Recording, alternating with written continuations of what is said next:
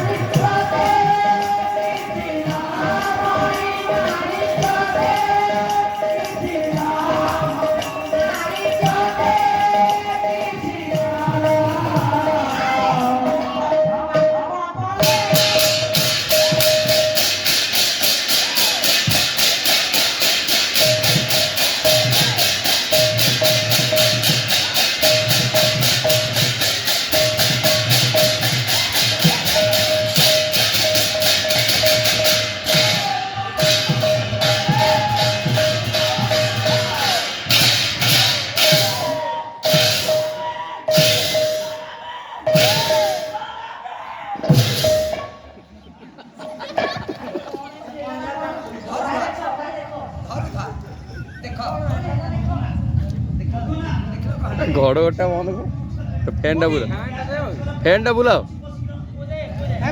पंड भाई फैन टा बुलाओ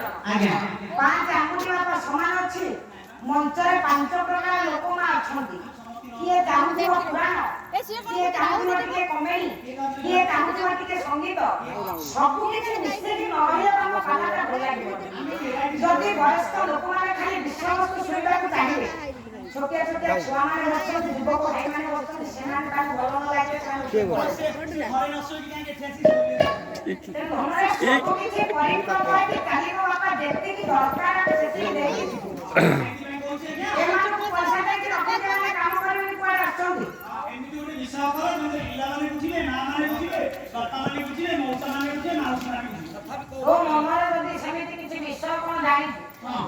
जदि कहबू शिव पुराण करी जदि कहबू रामायण जदि कहबू महाभारत शुणा को इच्छा अच्छे महाभारत शुणु जदि कहबू काव्य काव्य कर नाई जदि कहबू जगन्नाथ संस्कृति ताबे करिया कोन तो मन रखी कोन रंगीन दुनिया रे रंगीन भाई करे कोन कोन सुपरहिट नाटक अनुष्ठान सामाजिक पौराणिक काल्पनिक अनुष्ठान भिन्ना भक्ति नाटक बाड़ो भंजी देला बाड़ो जियो से वही एकाई कोनी मौसा एपटे अछि तुई दाइले दी टाइम बता गल हो बापा माने আমার উপর দু বিষয় বস্তুটা কহিলো কি বিষয় বস্তু না উপর দু বল কোন চেঞ্জ কর দিও ନାରୀ ମାନଙ୍କୁ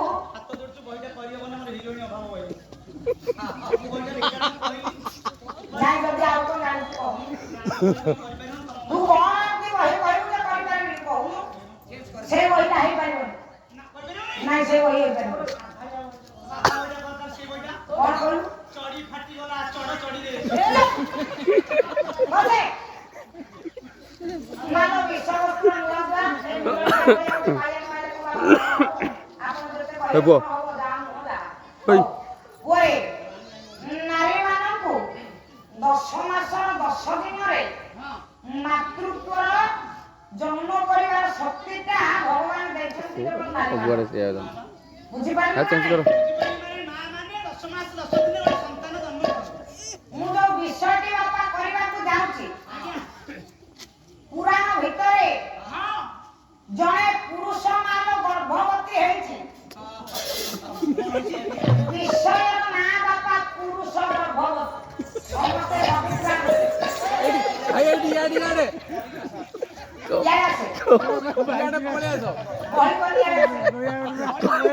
କୋଉଠି ଅଛୁ? ଏଇଠି ପଳେଆ ଏଇଠି ପଳେଆ।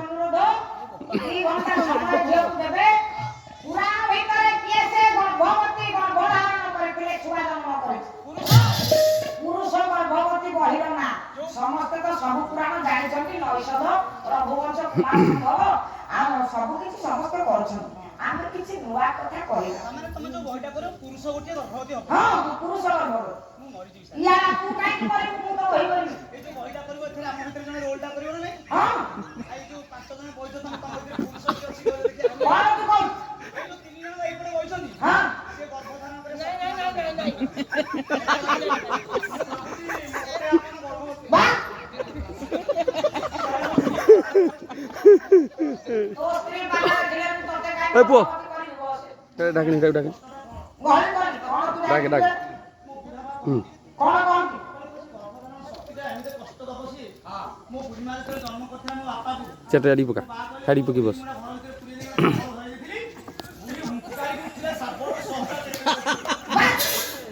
ବସେ ତୋ ବୁଢୀର କଷ୍ଟଟା ତୁ କାହିଁକି ଶୁଣିଦେଲୁ ବସେ ମାଟି କରି ସ୍ଥାନ ବେଳ ପାତ୍ରକୁ ନେଇକି ହଉଛି ବାପା ପାଲା ଆପଣମାନଙ୍କୁ ପୁଣି ଝିଅ ଅନୁରୋଧ ଯଦି ବିଷୟବସ୍ତୁ ବାପା କୋଉଠି ବୁଝି ନ ପାରିବେ ପଚାରିବେ ଦୟାକରି ଆପଣମାନଙ୍କଠୁ ଅଧିକ ମୁଁ ଶିଖିନି ଆପଣମାନଙ୍କର ପିତୃତୁଲ୍ୟ ଆପଣମାନେ ହେଉଛନ୍ତି ମୋର ଗୁରୁଜନ ଆପଣମାନଙ୍କ ପରି ଏତେ ବଡ଼ କଳାକାର ଗ୍ରାମରେ ବା ଏତେ ବଡ଼ କଳାକାର ମଞ୍ଚରେ ଏଇ ପୁଣି ଝିଅ କଣ ଗାଇ କଣ କହି ଆପଣମାନଙ୍କର ମନକୁ ଯେ ରଞ୍ଜିତ କରିପାରିବ ତାହା ହେଉଛି ମୋର କଳ୍ପନା କ୍ଷେତ୍ରରେ ବାହାରେ ଯଦି ଭୁଲ ବାଲା ସେଇ ଘର ଭିତରେ କଲ୍ ରଖିଲ ଭାଇଙ୍କୁ କହିଲନି କଣ ଆଜ୍ଞା ମୁଁ ଅଧିକା ଜାଣିନି ମତେ କମ ପଇସା ଦେବେ। ବସେ ଆଉ ପଇସା ରଖିଲା ତ 15,000 କହିଦବ ତ ଏଠି ଆସିଲା ବେଳକୁ କଣ କହୁଛ ନାଇଁ ମ ଗହଳି ଗଲି ସ୍ଥାନକାଳ ପାତ୍ରକୁ ନେଇକି ହଉଛି ପଣ୍ଡିତେ ପାଲା ଆଜ୍ଞା ସ୍ଥାନଟା ହେଲା ଦ୍ୱାରାବତୀ କଟକ ସ୍ଥାନ ହେଲା ଦ୍ୱାରକା ଦ୍ୱାରକା ଦ୍ୱାରକା ଦେଖିବା ଦ୍ୱାରକାଟା କେମିତି ଥିଲା ଦେଖିଆ ଯୋଉ ରାଜ୍ୟରେ ପହଞ୍ଚିବା ଦେଖିଆ ସେ ରାଜ୍ୟଟା କେମିତି ଯାଇଛି। ପଦିଏ ପଦିଏ ଅଳଙ୍କାର ଦେଇକି ଆଗକୁ ଯିବା କାହିଁକି ନା ନାରୀ ରୂପ ଶାଢୀ ଶଙ୍ଖା ସିନ୍ଦୁର ବା ପିନ୍ଧିଲେ ସୁନ୍ଦର ବିଷୟକୁ ଅଳଙ୍କାର ନଥିଲେ ବା ସୁନ୍ଦର ନୁହଁ ଅଧଘଣ୍ଟାରେ ବହି ସରିଯିବ କହିଦେବି ହଉ ବାବୁରେ ବହି ହେଲା ପ୍ରବନ୍ଧ ପୂର୍ଣ୍ଣଚନ୍ଦ୍ର କବି ହେଲେ ବାପା ଯଦୁମଣି ମହାପାତ୍ର ମୁଗୁର ବାଳିଆ କବ ଦ୍ୱାରକାଟା ଥିଲା କେମିତି କବି କଣ କହିଲେ କହିଲେ ସୁମତି ଦେବୀ ବିଚାର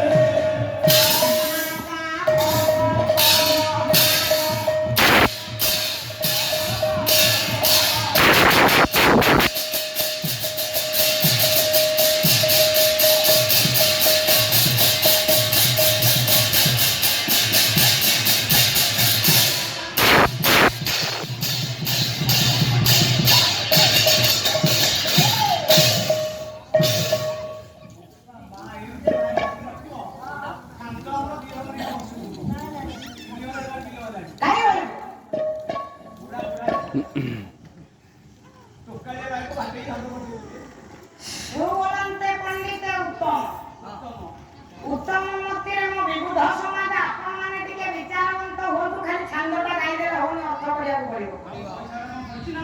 ଓରେ ରମା କହିଲେ ଲକ୍ଷ୍ମୀ, ବାପା ତାଙ୍କର କାମ ହେଲେ ନାରାୟଣ, ନାରାୟଣଙ୍କର ତର୍କ ହେଲେ ଅନନ୍ତ। କବି କହିଲେ ଅନନ୍ତଙ୍କର ବାପା ସହସ୍ର ମୁଖ ହୋଇ ସେ ଦ୍ୱାରାବତୀ କଟକର ନିର୍ମାଣ ସେଇ ପ୍ରକଳ୍ପନାକୁ ଯଦି ବର୍ଣ୍ଣନା କରିପାରିନଥିଲେ, ଆମେ ତ ହେଉଛେ ମାନବ। ମାନବ ହୋଇ ମାନ ବ୍ରହ୍ମା ଆମକୁ ଗୋଟିଏ ଗୋଟିଏ ମୁଖ ବାପା ଦେଇଛନ୍ତି। କବି କହିଲେ ଗୋଟିଏ ଗୋଟିଏ ମୁଖ ପାଇ ଦ୍ୱାରାବତୀ କଟକର ନିର୍ମାଣ ଶିଳ୍ପ କଳ୍ପନାକୁ ଆମେ ମାନେ କଣ ବା ବର୍ଣ୍ଣନା କରିବା। ଓରେ ରାଜ୍ୟ ହେଲା ଦ୍ୱାରକା, ରାଜା ହେଲେ ଭଗବାନ କୃଷ୍ଣ। ସଖା ସହୋଦର ମାନଙ୍କୁ ନେଇକି ଆନନ୍ଦ ମନରେ ଅଛନ୍ତି। ଓରେ ସମୟର ପରିବର୍ତ୍ତନ, ସମୟଟା ବାପା ବସନ୍ତ ସମୟ ଧରା ପୃଷ୍ଠରେ ଆଗମନ। ବାସ୍ ମଳୟ ସମୟ କହିଲେ ବସନ୍ତ ସମୟ। ମାନ ଆପଣ ମାନଙ୍କର କାବ୍ୟକର୍ତ୍ତା କାଳିଦାସ ଧାରିଟିଏ କଲମ କଲେ, କହିଲେ ପ୍ରଫୁଲ୍ଲ ଚିନ୍ତାଂ ପ୍ରତିଘ୍ନ ସାୟକେ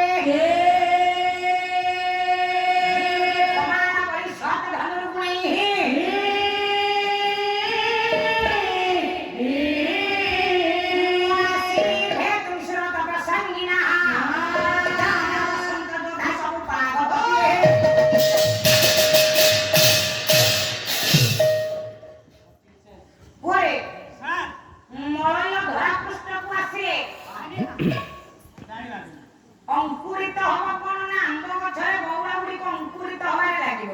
ଆମ୍ବ ଗଛରେ ବଉଳ ଅଙ୍କୁରିତ ହବ, ପତ୍ର ଗୁଡିକ ନବପଲ୍ଲବିତ ହେବ, ଶୁଖିଲା ପତ୍ର ଝଡି ନବପଲ୍ଲବିତ ହବ, କାଉ କୋଇଲି ରାବ ଦେବେ, ଆଉ କୋଇଲି ମହିଳା ସମାଜରେ ରାବ ଦେବେ। ତେବେ ଜାଣିବୁ ମଳୟ ପବନ କହିଲେ ବସନ୍ତ ଧରା ଧାମକୁ ଆସିଲା। ହଁ ହଉ ବଲାଇଏ ଶ୍ଲୋକ କବି ଯାକରେ ବାପା ଭଞ୍ଜ ହଉଛନ୍ତି ସାର, କବି ଯାକରେ ଭଞ୍ଜ ସାରେ, କାଠ ଯାକରେ ମଞ୍ଜ ସାରେ, ତାଳ ଯାକରେ ଧାଞ୍ଜ ସାରେ, ମାଛ ଯାକରେ ଲାଞ୍ଜ ସାରେ, ବୁଲିବାରେ ଷଣ୍ଢ ସାରେ, ନାରୀ ଯାକରେ କହିବିନି ମୋସେ ଆପଣଙ୍କର କବି ସମ୍ରାଟ ଉପେନ୍ଦ୍ର ଭଞ୍ଜ ବସନ୍ତ ବର୍ଣ୍ଣନା ମାଧ୍ୟମରେ ଧାରିଟିଏ ଛାନ୍ଦ ଲେଖିଲେ। କଣ କହିଲେ? କହିଲେ କୁସୁମ ସମୟ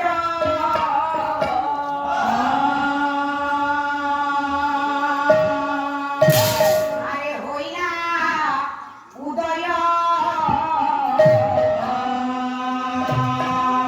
ରାଜା ଦକ୍ଷିଣା ପବନ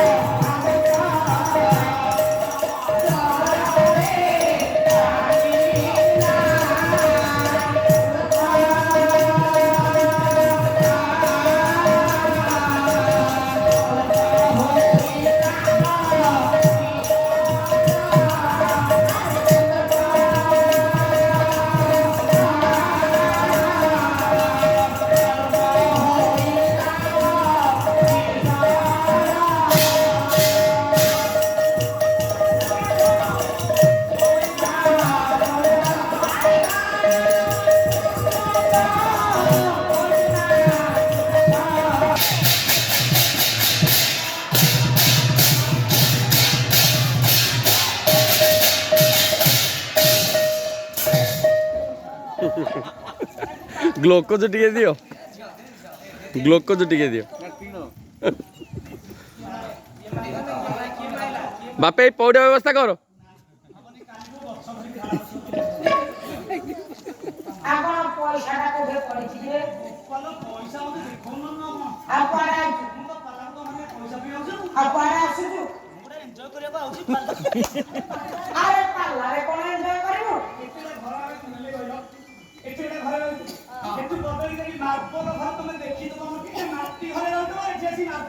ଗଳି କରି ଆହୁରି ସକାଳ କଲାରୁ ଆଉ କଲେ କୁସୁମ ସମୟ ହୋଇଲା ଉଦୟ ଦକ୍ଷିଣା ପବନ ବହିଲା ସକାଳଟି ଚୁନା ମାଛ ଆଜ୍ଞା କରିବେ ଆମେ ଖାଇକି ଯିବୁ। କାଲି ମଙ୍ଗଳବାର ଯେତେବେଳେ ଋତୁରାଜ ବସନ୍ତ ପଣ୍ଡିତ ଧରା ପୃଷ୍ଠରେ ଆଗମନ କଲେ ମୁଣ୍ଡ ମନ୍ଦ ହୋଇ ଦକ୍ଷିଣ ଦିଗରୁ ମାର ମଳୟ ପବନ ବହିଲା ଝିଅ ଯେତେବେଳେ ବସନ୍ତ ସମୟ ହେବ କୋଉ ପଟୁ ପବନ ଆସିବ? ଦକ୍ଷିଣ ଦିଗ ଯେତେବେଳେ ବସନ୍ତ ସମୟ ହେବ କୋଉ ପଟୁ ଆସିବ?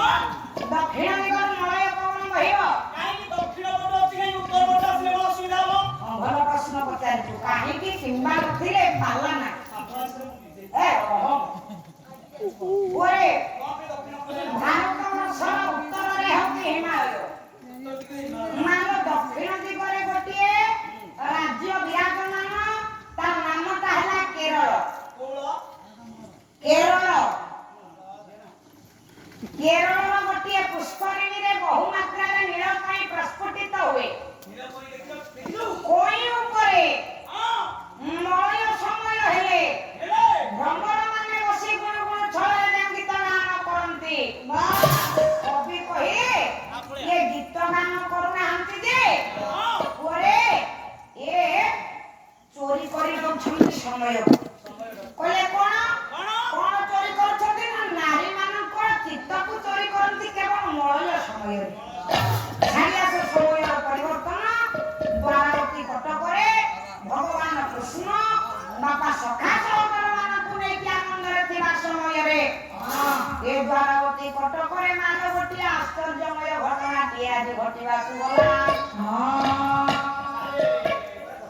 ହଁ ପଚାର ମତେ ପାଲାକୁ ବର୍ଷା ବେଳେ ଆସୁଛି ହଁ ମଉସା କହିଲେ ଜଣେ କହିଲେ ନୟା ବଢିଆ ଗାୟକ ଆସିଛନ୍ତି ମୁଁ ଆଗକୁ ଗଲେ ଆହୁରି ପଛକୁ ଧୂପା ହଉ ତୋ ମନରେ ଯଦି ଅଛି କହିବୁ କୁହେ ଖଣ୍ଡକର ମାଟିର ଗର୍ବ ଆଉ ଗୌରବ ପଠାଣି ସାମନ୍ତ ଯୋଉ ଗର୍ବର ଯୋଉ ମାଟିର ଗୌରବ ଅଙ୍କୁମଣି ମାଧ୍ୟମରେ ଯେ ତାର ବଞ୍ଚିବା ଖଣ୍ଡକର ମାଟିର ଗର୍ବ ଆଉ ଗୌରବ ହଉଛି ଢୁମ୍ପା ସଙ୍ଗୀତ ହଉ ଭାଇ ବନ୍ଧୁ ଟିକେ ଢୁମ୍ପା ମାତ୍ରଟା ଦିଅ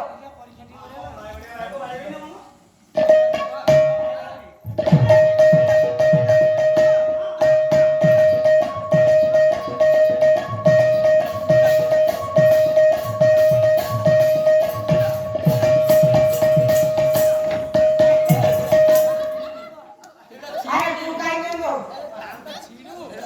ଗୋଡ଼ ହାତ ଭାଙ୍ଗିଯିବ କୁଆଡ଼େ ନା ଗ୍ଲୋକୋଜ ଦରକାର ହଉଛି କଲେ ନବବର୍ଷ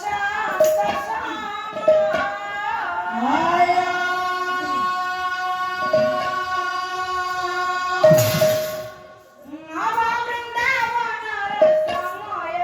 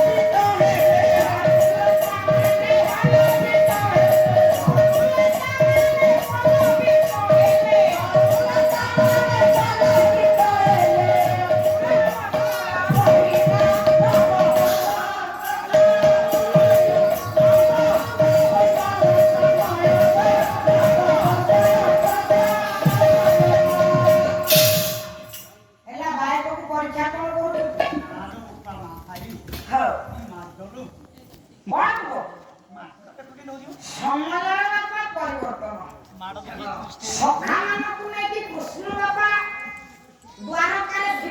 ଦିହରେ ଆଶ୍ଚର୍ଯ୍ୟ ଘଟଣାଟେ ମା ଦ୍ୱାରକାରେ ଘଟିଲା।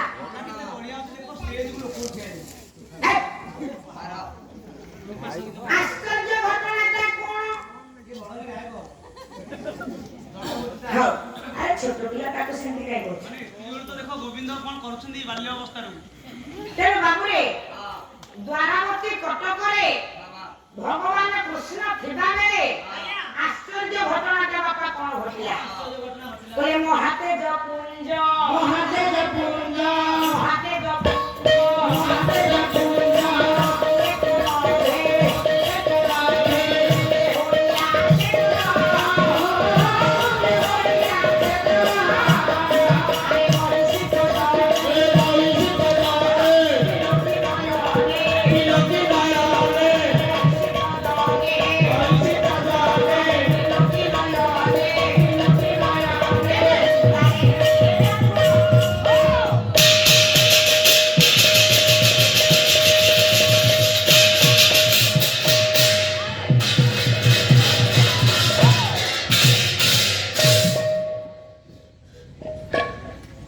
ଦ୍ୱାରାବତୀ କଟକକୁ ଗୋଟିଏ ଜ୍ୱଳନ୍ତା ପିଣ୍ଡ ବାପ ମାଡ଼ି ଆସୁଛି। ଜ୍ୱଳନ୍ତା ଅଗ୍ନି ପିଣ୍ଡ। ଆଗ କାଳରେ ଘରେ ଖାଇବାକୁ ଲୋକ ପାଆନ୍ତିନି। ପକ୍କା ଘର କଥାବାର୍ତ୍ତା କିଏ ଚିନ୍ତା କରୁ? ଖାଇବାକୁ ତ ମିଳେନି। ଆଉ ଛାତ ଘର ଚିନ୍ତା କରୁଛି ଚାଳ ଯଦି ଗୋଟିଏ ଦିଆସିଲି କାଠି ବାପା କିଏ ମାରିଦେଲା ଚାଳ ଘରେ ଗୋଟିଏ ଘର ପୋଡ଼ିଲେ ଯଦି ଦ୍ୱାରାବତୀ କଟକରେ ମାର ଜ୍ୱଳନ୍ତା ଅଗ୍ନିପୀଠଟେ ପଡ଼ିବ ଦ୍ୱାରାବତୀ କଟକ ସଖାଳେ ଚିତ୍କାର କରି ପ୍ରଭୁ ରକ୍ଷା କର, ପ୍ରଭୁ ରକ୍ଷା କର, ପ୍ରଭୁ ରକ୍ଷା କର। ଆରେ ମଧୁମଙ୍ଗଳ, ଆରେ ପ୍ରଭୁ ପ୍ରଭୁ, ଆରେ ପ୍ରଭୁ ମଧୁମଙ୍ଗଳ, ଆରେ କଣ ହେଇଛି ପ୍ରଭୁ? ପ୍ରଭୁ ରକ୍ଷା କର ପ୍ରଭୁ। ଆରେ କଣ ହେଇଛି? ଜ୍ୱଳନ୍ତା ଅଗ୍ନିପୀଠ ପ୍ରଭୁ। ଜ୍ୱଳନ୍ତା ଅଗ୍ନିପୀଠ ଆମ ଦ୍ୱାରାବତୀ କଟକରେ ହେଲେ ସଖା এই জ্বলন্তা অগ্নিপিণ্ডটা যদি ଆମ ଦ୍ୱାରାବତୀ କଟକରେ ପଡ଼ିବ ଆମେ ତ ଡରି ପଡ଼ିକି ପାଉଁଶ ହେଇଯିବା। ସଖାମାନଙ୍କର କଥାକୁ ମାନି କିଛି ସମୟ ଭଗବାନ କୃଷ୍ଣ ବାପା ସେଇ ଜ୍ୱଳନ୍ତା ଅଗ୍ନିପୀଠକୁ ଚାହିଁକି ରହିଲେ। ମାନ କିଛି ସମୟ ପରେ ସେଇ ଅଗ୍ନିପିଣ୍ଡ ଭିତରୁ ଗୋଟିଏ ସୁନ୍ଦରିଆ ସ୍ୱରଟିଏ ଶୁଭିଲା। ଭଗବାନ କୃଷ୍ଣ ଶୁଣୁଛନ୍ତି ବାପା ଗୋଟିଏ ସୁନ୍ଦରିଆ ସ୍ୱରଟେ ଅଗ୍ନିପିଣ୍ଡ ଭିତରୁ ଶୁଭିଲା। କବି ହେଲେ ଗାୟକ ନିରଞ୍ଜନ କର ମହୋଦୟ। ତାଙ୍କର ଏଖଣି ଧାରିକେ ନିର୍ଦ୍ଦେଶ କଥା ମନେ ପଡ଼େ। ସେ ସୁନ୍ଦରିଆ ସ୍ୱରଟା କଣ? କହିଲେ କାଳେ ବାରିର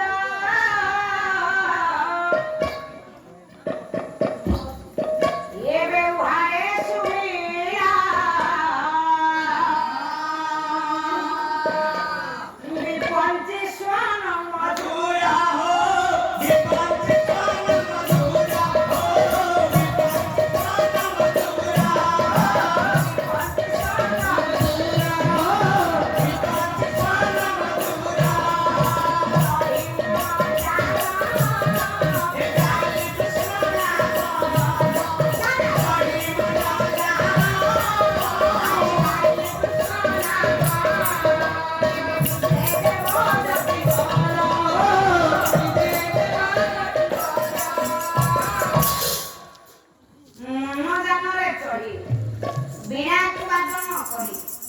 କଳିପ୍ରିୟ ଦେବଜ୍ୟୋତି ନାରଦ ଭଗବାନଙ୍କର ନାମକୁ ଗାଇ ଗାଇ ପରେ ଆସିକି ଦ୍ୱାରାବତୀ କଟକରେ ପହଞ୍ଚିଗଲେ। ନାରାୟଣ ନାରାୟଣ ନାରାୟଣ ଶ୍ରୀମନ୍ନାରାୟଣ ନାରାୟଣ নারায়ণ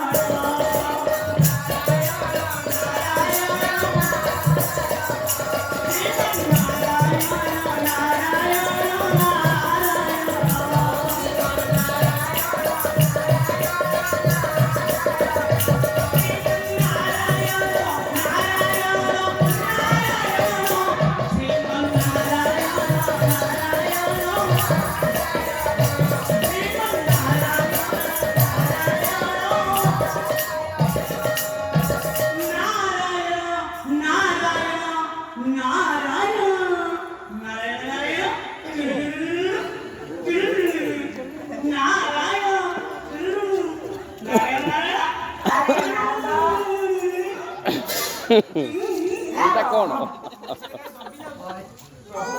15 ମିନିଟ୍ ହେଲା ପ୍ରଭୁଙ୍କୁ ଦେଖେଇଲାଣି ନମସ୍କାର ନାହିଁ ଗୋଟେ ଚଲେଇଛି ଆଉ ତମେ କଣ କହିବି କର ନା ତ ବାପା କେମିତି ନମସ୍କାର କରୁଛି ନମସ୍କାର ଏଠି ଛୁଆମାନଙ୍କୁ ପଚାରିଲେ ସ୍କୁଲ ଯାଉଛନ୍ତି କେମିତି ନମସ୍କାର କରୁଛି କଣ କହିବୁ କଣ ତୁ କହୁଛୁ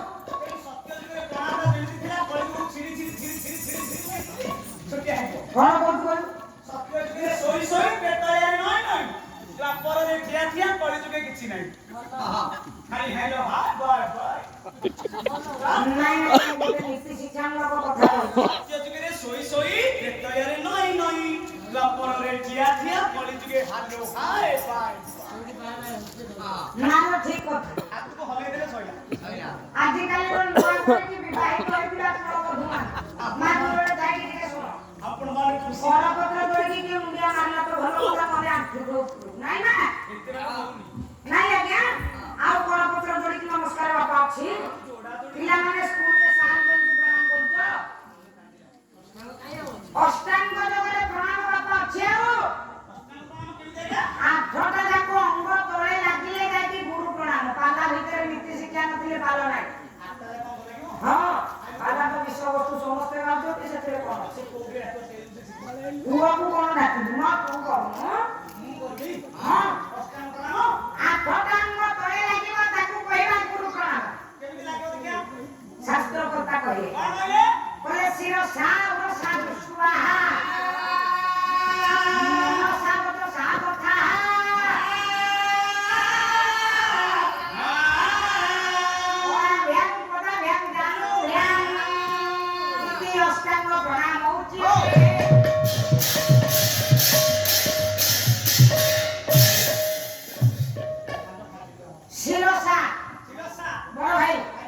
ଶିର କହିଲେ ମସ୍ତକକୁ ତଳେ ଲଗା ଏ ଯୋଉ ପିଲାମାନେ ବସୁଛନ୍ତି ଆଗରେ ପିଲାମାନଙ୍କୁ ନୀତି ଶିକ୍ଷା ମସ୍ତକକୁ ତଳେ ଲଗା ତତେ କହୁଛୁ ପରା ଜଟାଟା ଝିଅକୁ ଦେଇ ଦିଆ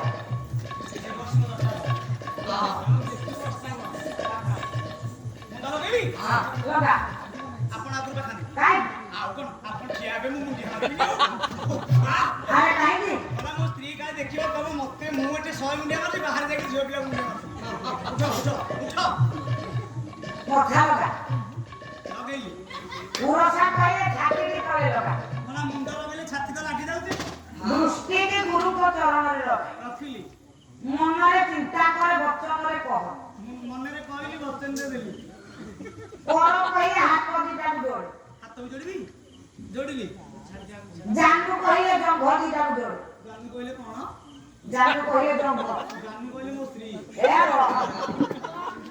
ପାଦ ଦିଟାକୁ ଯୋଡେ ହାତ ଯୋଡ଼ିଲି ଆଠ ଡାଙ୍ଗ ଲାଗିଲା 1 2 3 4 ଆହୁରି 3ଟା ଲାଗିଲା ଉଠି ସେଇଟା କହନ୍ତି ଅଷ୍ଟାଙ୍ଗ ଯୋଗରେ ପ୍ରଣାମ ଉଠିବି ହଁ ଉଠୁ ଏମିତି ପ୍ରଣାମ କରିବ ପାଦ ଛନ୍ଦୁକୁ ଯୋଡ଼ିକି ନମସ୍କାର କରୁ ପିଲା ପାଲ ମୁଣ୍ଡିଆ ପାଲାଙ୍କୁ ଦେଖୁନ ତମେ ଏମିତି ପ୍ରଣାମ କଲେ ଅଷ୍ଟାଙ୍ଗ ପ୍ରଣାମ ହଁ ସାଧୁଙ୍କୁ ଦେଖିଲେ ଗୁରୁଙ୍କୁ ଦେଖିଲେ ଅଷ୍ଟାଙ୍ଗ ଯୋଗରେ ପ୍ରଣାମ ଏଇ ଯୋଉ ସପୁରା ଭାଇ ଆସିଲେ ଏମିତି ଯୋଉ ଗଡ଼ିକେ ହଁ ଏନେ ଯୋଉ ଆସିଲେ ଯୋଉ ଘାଟରାକୁ ବାହାରିଲେ ହଁ ଲ୍ୟାଣ୍ଡଟା ଓଭର ବ୍ରିଜରେ ହଁ ରାଇଟ ଓଭର ବ୍ରିଜରେ ମଣ୍ଡା ସାର ସିଆ ପଛକୁ ଆସ ହଁ ତମେ କୋଉ ଯାଉଛ ହଁ ଏ ଓଭର ତ ବାଗା ଏ ଓଭର ବ୍ରିଜ ଉପରେ କିନା ତମେ ତୁମକୁ ଶୋଇକି ହଁ ତମ କୋରୁ ପିରେ ସେଡି ଯିବ କାହିଁକିରେ ଆ ତମେ ସେ ଓଭର ବ୍ରିଜ ଉପରେ ଶୋଇଯାଅ ସେ ତଲରେ ଆସିବ ତମେ ତ ଶୋଇଛ ପୁରା ଚପଲ।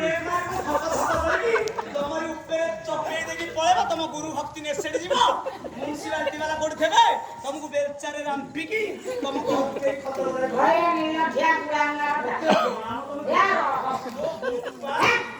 ମୁଁ ଥରେ ଆମ ସାର୍ ଯାଇକି କହିଲେ ଯେ ହଁ ସାର୍ ସିଆଡୁ ସ୍କୁଲକୁ ମାଡ଼ି ଯାଉଛନ୍ତି ସ୍କୁଟର ଧରିକି ମୁଁ ଯାଇକି ସାର୍ଙ୍କ ଆଗରେ ଶୋଇ ପଡ଼ିଲି ସ୍କୁଟର ହଁ ମୁଁ ତତେ କହିଥିଲି ଗୁରୁଙ୍କୁ ଦେଖିଲେ ନମସ୍କାର କରୁ ଆଉ ସ୍କୁଟରରେ କଣ ସାର୍ଙ୍କର ଫୁଲ ବ୍ରେକ୍ ଥିଲା ବ୍ରେକ୍ ସୋ ତାଙ୍କର ଖାଇଯାଇଛି ମାରି ବୁଢା ଧକ କରି ସିଧା ମୋ ମୁଣ୍ଡରେ ଆଣିକି ସବୁ ଜାଗାରେ ମାର ଅଷ୍ଟାଙ୍ଗ ଯୋଗରେ ପ୍ରଣାମ କରାଯାଇପାରେ ନା ମାନେ ଟିକେ ଦୂରରେ ଥାଇକି ଶୁଣ କାଲି ଶୋଇବାକୁ ସମୟ ମିଳିବ ଆଜି ଚାଲ ଦେଖ ହଁ କାଲି ଦିନରେ ଶୋଇନି କାଇଁ କହିବୁ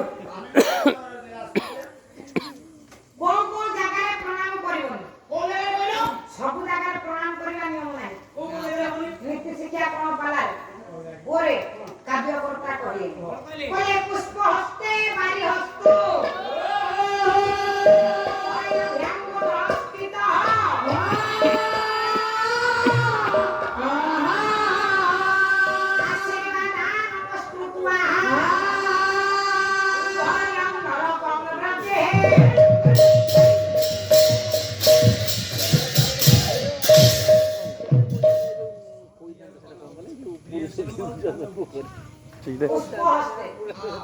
ମାନେ ପ୍ରଭାତ ସମୟରେ ଫୁଲ ତୋଳିକି ଆଣିଛ ଠାକୁର ପୂଜା କରିବାକୁ ଫୁଲ ତୋଳିକି ଆଣିଲା ବେଳେ ମନେ ରଖ କୌଣସି ଗୁରୁଜନକୁ ଫୁଲ ଧରିକି ନମସ୍କାର କରିବନି ମାନେ ଫୁଲ ତୋଳିକି ଆଇଲା ବେଳେ କାହାକୁ ମୁଣ୍ଡିଆ ମାରିବନି କି ଆପଣମାନଙ୍କୁ କେହି ଗୁରୁଜନ ଫୁଲ ଧରିକି ଆସିଲା ବେଳେ ଯଦି କେହି ପ୍ରତି ନମସ୍କାର କରିବେ ଆପଣ କାହାକୁ କଲେ କି ଆପଣଙ୍କୁ କିଏ କଲା ସେଇ ଫୁଲ ଠାକୁର ଆଉ ଲଗେଇବେନି ନା ସେ ଫୁଲ ପୋକଡ଼ା ହେଲା ମାନେ ସେ ଫୁଲଟା ଠାକୁର ପୂଜା ଲାଗିବନି ବାରି ହସ୍ତେ ବାରି ମାନେ କଣ ପଛପଟେ ବାରି କହିଲେ ପାଣି ପାଣି ମୁଁ କହିଲି ଘର ପଛ ଗରୁରେ ମା ପାଣି ଧରିକି ଠାକୁର ପୂଜା କରିବାକୁ ସକାଳୁ ଆସୁଛ ମା ମାନେ ଶୁଣାଟା ତମର କାମରେ ଲାଗିବ ପାଣି ଧରିକି ଆସିଲା ବେଳେ ମା ଶୁଣ କୌଣସି ଗୁରୁଜନକୁ ପ୍ରଣାମ କରିବନି ଯୋଉ ଠାକୁର ପୂଜା କୌଣସି ଗୁରୁଜନ ତମକୁ ପ୍ରଣାମ କରିବେନି ଯଦି କରିବେ ମାର ସେଇ ପାଣି ହଁ ବାହାରକୁ ଫୋପାଡ଼ିବ ସେଟା ଆଉ ଠାକୁର ଗାଧେଇବେନି ନାଇଁ ସେଟା ଲାଟ୍ରିନ୍ ଦେଇକି ନହେଲେ ପଳେଇବ ହେ ରହ ତେଲ ଲଗେଇଲା ବେଳେ ଆଜ୍ଞା ପ୍ରଣାମ କରିବେନି ବାପା ଦାନ୍ତ ଘଷିଲା ବେଳେ କାହାକୁ ପ୍ରଣାମ କରିବେନି ହାତ କାଟି କୋପି ହେଇଯିବ ପ୍ରଣାମ ଛାଡ଼ିଯିବ ଏକାଥରେ।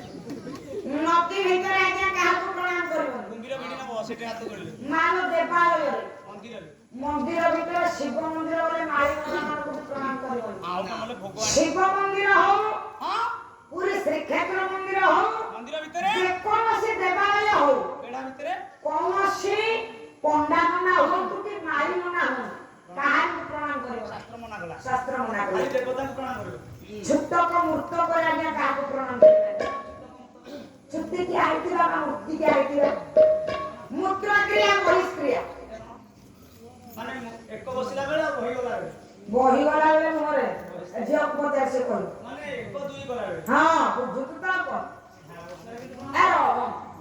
ଆଉ ଗୋଟେ କଥା ଯିଏ ଗର୍ଭବତୀ ନାରୀ ସେ ମା କାହାକୁ ପ୍ରଣାମ କରିବନି ନା ସେ ତ ନଇ ପାରିବନି ଆଉ କେମିତି ପ୍ରଣାମ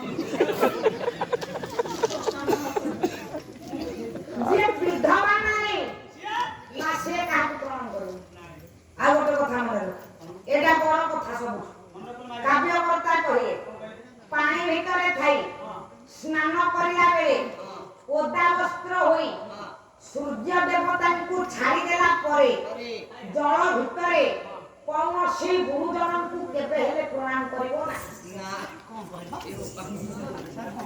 ପାଣି ଭିତରେ ଓଦା ବସ୍ତ୍ର ହୋଇ କାହାକୁ ପ୍ରଣାମ କରିବ ଗୁରୁଜନଙ୍କୁ ଏ ପ୍ରଭୁ କଣ ହେଲା ସାରେ ମୁଁ କଣ କଲି ଚାଣ୍ଡାଳ କଣ କହିବୁ ପାତ୍ରିକା ତ ମତେ ଏ କଥା ଆଗରୁ କହିଥାନ୍ତ କଣ କହୁଛୁ 5 ବର୍ଷ ହେଲା ଆମର ଗୁଆ କାଟ ହେଇକି ଗୋଟେ ବନ୍ଧୁ ସାଥୀ ଅଛି ମୋର ପାଣି ହଁ ଦିଅ ସାରଙ୍କୁ ପାଣି ଦିଅ ଏଠୁ ତ ସେ ପାଣି ପିଇବା କଥା ଆରମ୍ଭ ହେଲା କାଇଁ କହିବୁ ପାଣି ପିଆଇ ମାରିବା ତାଙ୍କୁ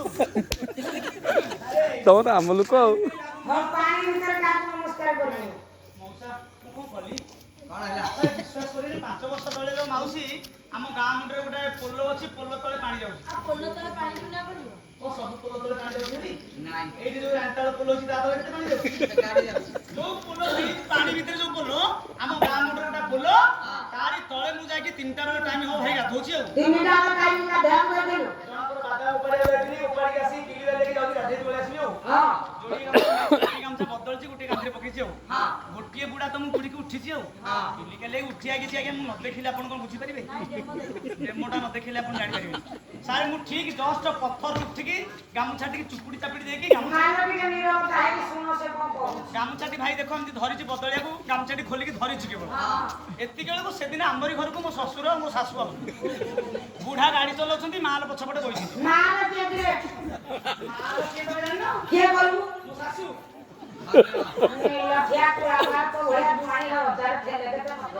ଯେତେବେଳେ ମାଲ କହିଦଉଛି ମୋ ଶାଶୁ କେତେ ଖୁସି ଜାଣିଛନ୍ତି ସାର୍ ସେଦିନ ଯେତେବେଳେ ବୁଢୀ ଆଉଛନ୍ତି ନଜର ମୋ ପାଇଁ ପଡ଼ିଗଲା ଆଉ। ଆରେ ହେଇଟି ଆରେ ଦେଖିଲଣି ଏଇଟା ହଉଛି ଆଇ। ଆରେ ଏଇଟା ମୋ ଜୋଇ ଗାଧୋଉଛି ଯେତିକି ଏତିକି ବେଳେ କହିଦେଇଛନ୍ତି ମୋ ଶାଶୁଙ୍କ କଥାଟା ମୋ କାନରେ ବାଜିଗଲା। ମୁଁ କହିଲି ଆରେ ମୋ ଶାଶୁଙ୍କ ଟୋନ ଅନେଇ ବେଳକୁ ବୁଢୀ ଉପରେ ଆଉ ମୁଁ ତ ତମେ କହୁଛ ଗୁରୁଜନଙ୍କୁ ଦେଖ ହଁ ମୁଁ ତତେ କହିଦେଲି ଯୋଉଠି ଗୁରୁଜନ ଦେଖିବୁ ସାଙ୍ଗେ ସାଙ୍ଗେ ପ୍ରଣାମ ମୁଁ କର ତ ପଥର ଉପରେ ଠିଆ ହେଇଛି ଲୁଗାଟି ବଦଳେଇବାକୁ ଗଣ୍ଠିଟି କରିନି ଧରିଛି ଯେମିତି ଗଣ୍ଠିଟି କରିବାକୁ ଯାଉଛି ସାରେ ବିଶ୍ୱାସ କରିବନି ମୁଁ ଯେମିତି ଦେଖିଦେଇଛି ମୋ ଶାଶୁକୁ ଆଗ ଧାଡ କିନି ହାତଟାକୁ ଦୌଡ଼ି ଆରେ କହିଲି ସାର୍ ଆରେ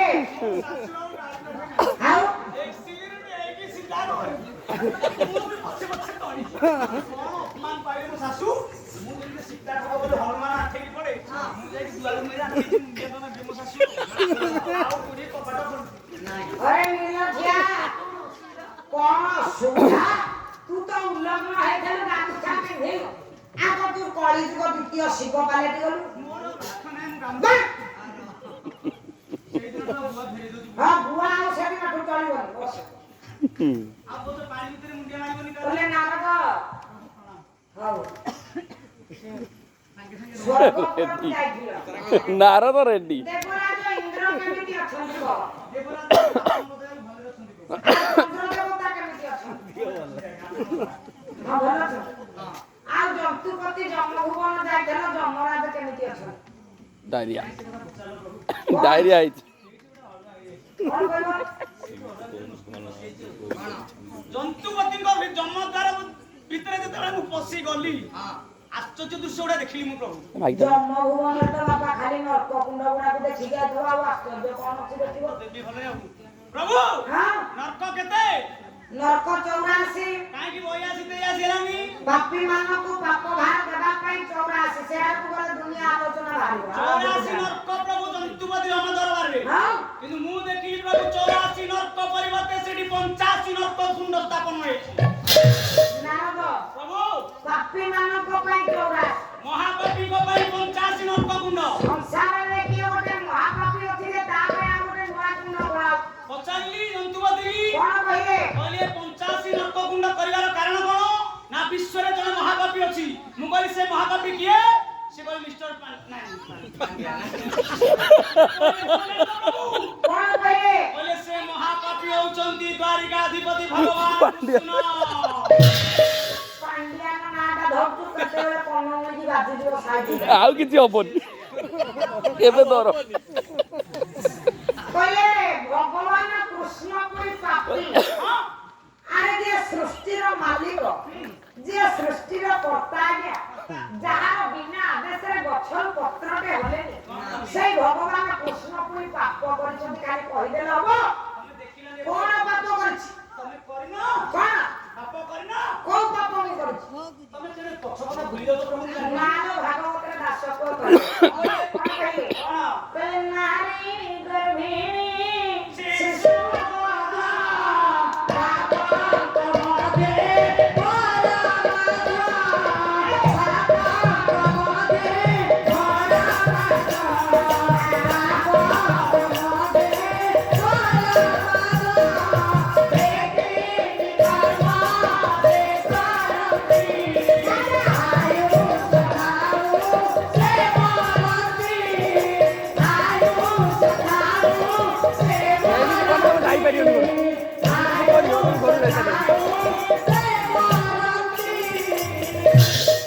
नारी हत्या କରିବା ପାପ ଶିଶୁ କଥା ପାପ ଗର୍ଭିଣୀ ମରିଆ ନାରୀকে ହତ୍ୟା କଲେ ବାପା ପାପ ଦାସ ପୁଅ କହିଲେ ତିନି କର୍ମ ବାପା ଯିଏ କରିବ ଆୟୁଷ ଖାଉ ଖାଉ ସେ ମରିବ ସାଥି ପଚାରିବି କଣ ପଚାରୁ ଦାସତ୍ୱ କହିଲେ ନାରୀ ଗର୍ଭିଣୀ ଶିଶୁ ମଧ୍ୟ ବାପଙ୍କ ମଧ୍ୟ ପ୍ରମାଦ ଏ ତିନି କର୍ମ ଯେ କରନ୍ତି ଆୟୁଷ ଥାଇ ସେ ମରନ୍ତି ପୁଣି ସେଇ ଭାଗବତ କହୁଛି ଦଣ୍ଡେ ନିମିଷେ ଥିଲେ ତାରା ନେଇ ଲଗାରେ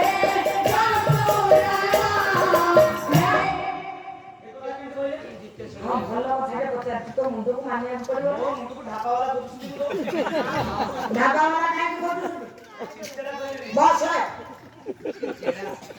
ଦାସ ପୁଅ କହିଲେ ତିନି କର୍ମ ଯିଏ କରିବ ଆୟୁଷ ଥିଲେ ସେ ମରିବ ବାପା ଟିକେ ବୁଝନ୍ତୁ ବାପାଟେ ମୁଣ୍ଡକୁ କଥାଟା ନିଅ ପୁଣି କହିଲେ ଦଣ୍ଡେ ପରୀକ୍ଷାରେ ହଉ ପଡିବ। ନିମିଷ ହଉ କ୍ଷଣେ ହଉ ମାତ୍ରେ ହଉ ନା ଥିଲେ ଯଦି ଆୟୁଷଟା ଆମେ ଥିବ ଜନ୍ମ ନବ ଆପଣମାନଙ୍କର ଗାଁ ଗହଳିର କଥା ଯଦି କୌଣସି ବୃଦ୍ଧ ବ୍ୟକ୍ତି ବେଶୀ ଦିନ ପଡ଼ିକି ରହିଲେ ନହେଲେ ଗାଁ ଗହଳିରେ 5 ଦିନରେ କଣ କଥା ହେବେ ସେ ଲୋକର ଆୟୁଷ ଅଛି ବୋଲି ବଞ୍ଚିଛି ତା ଆୟୁଷଟା ଅଛି ବୋଲି ସେ ଯାଇପାରୁନି ନାଇଁ ବାପା ଆୟୁଷଟା ଅଛି ବୋଲି ସେ ବଞ୍ଚିଛି ଯାଇପାରୁନି ଏପଟେ ଦାସ ପୁଅ କଣ କହିଲେ ନା 3 କର୍ମ ଯେ କରିବ ଆୟୁଷ ଖାଉ ଖାଉ ମରିବ ତୁ ପଚାରିବା କଥା 3ଟା ଯାକ କେମିତି ଠିକ ମୋ କଥା ସେପଟେ ତ କହିଲେ ଆୟୁଷ ଖାଉ ଖାଉ ସେ ମରିବ ତୁ ଏପଟେ କହିଲେ କିନ୍ତୁ ଦଣ୍ଡେ ନିମିଷେ ଥିଲେ କାରଣ ନ ନେଇ ପାରିଲୁ 2ଟା ଯାକ ଠିକ ଏମିତି କି ଦାମ ଦାସ କଲେ ଖାଉ ମୁଁ କହିବେ ବୋଲୁ ଉଦାହରଣଟେ ଦଉଛି ଶୁଣ ଦଉନ ଏ ଗାଁର ନାଁ କଣ ଆମେ ପା ଜାଣିଛେ ଭଲରେ କଣ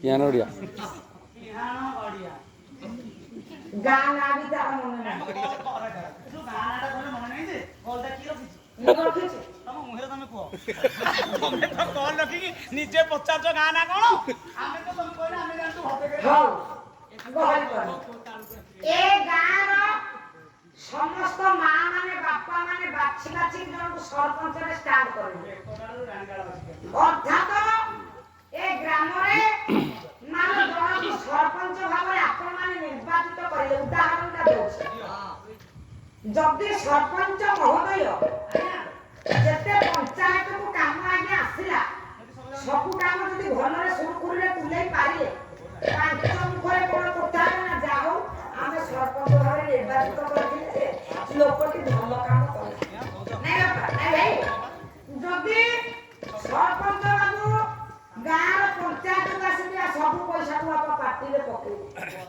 5 ଜଣ ମାଙ୍କ ମୁଖରେ ବାପା ମାଙ୍କ ମୁଖରେ ବାପା କଣ ଆସିବ ଏ ଲୋକଟାକୁ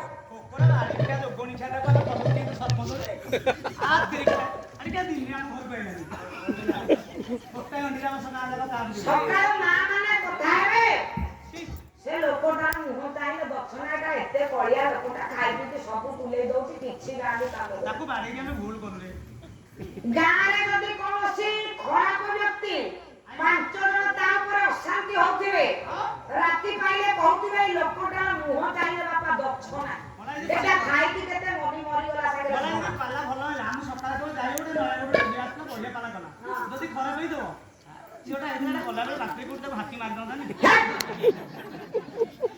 ମାନେ ସେଇଟା ହଉଛି ବଞ୍ଚି ଥାଇକି ମରିବା ସାଙ୍ଗରେ ସମାନ ବୁଝିଲୁ କର୍ମକୁ ନେଇକି ଫଳ ଆପଣମାନଙ୍କର ଭିତରେ କେତେଟା ହେଲା କେତେଟା ଭଗବାନ କୃଷ୍ଣ ଆଉ ଘଣ୍ଟେ ବସ ରହୁଛ ତୁ ତ ଯିବା ତୋର ମର ଯିବ ଆଉ ଘଣ୍ଟେ ବସି ରହୁଛ ଖାଇ ଆମ ଛୁଆ ଖଟୁଛି କାଲି ମୁଁ ସକାଳୁ ଭଦ୍ର ଅଛି ମୋର ଏକ୍ଜାମ୍ ଅଛି ରହ ଖାଲି ପରୀକ୍ଷା ଅଛି ଯାଇପାରୁନି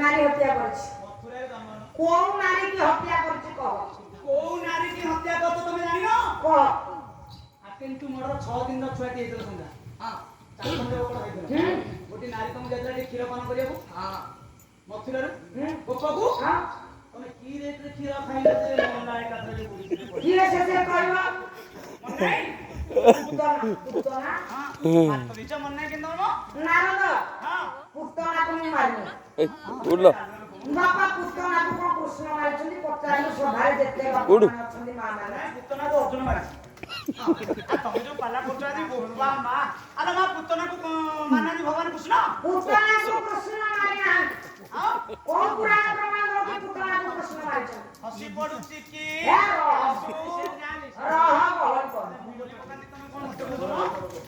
ଗାଁର ତଳ ପୁତନାକୁ ପଠେଇଲା କିଏ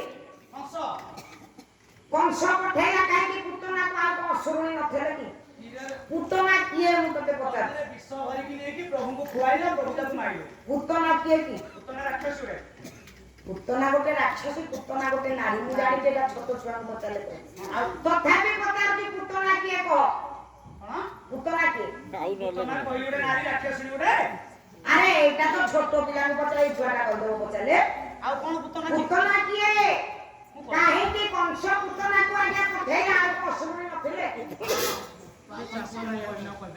ମୋର 14 ଟଙ୍କିଆ ମୁଣ୍ଡ ମୁଁ ଯେତିକି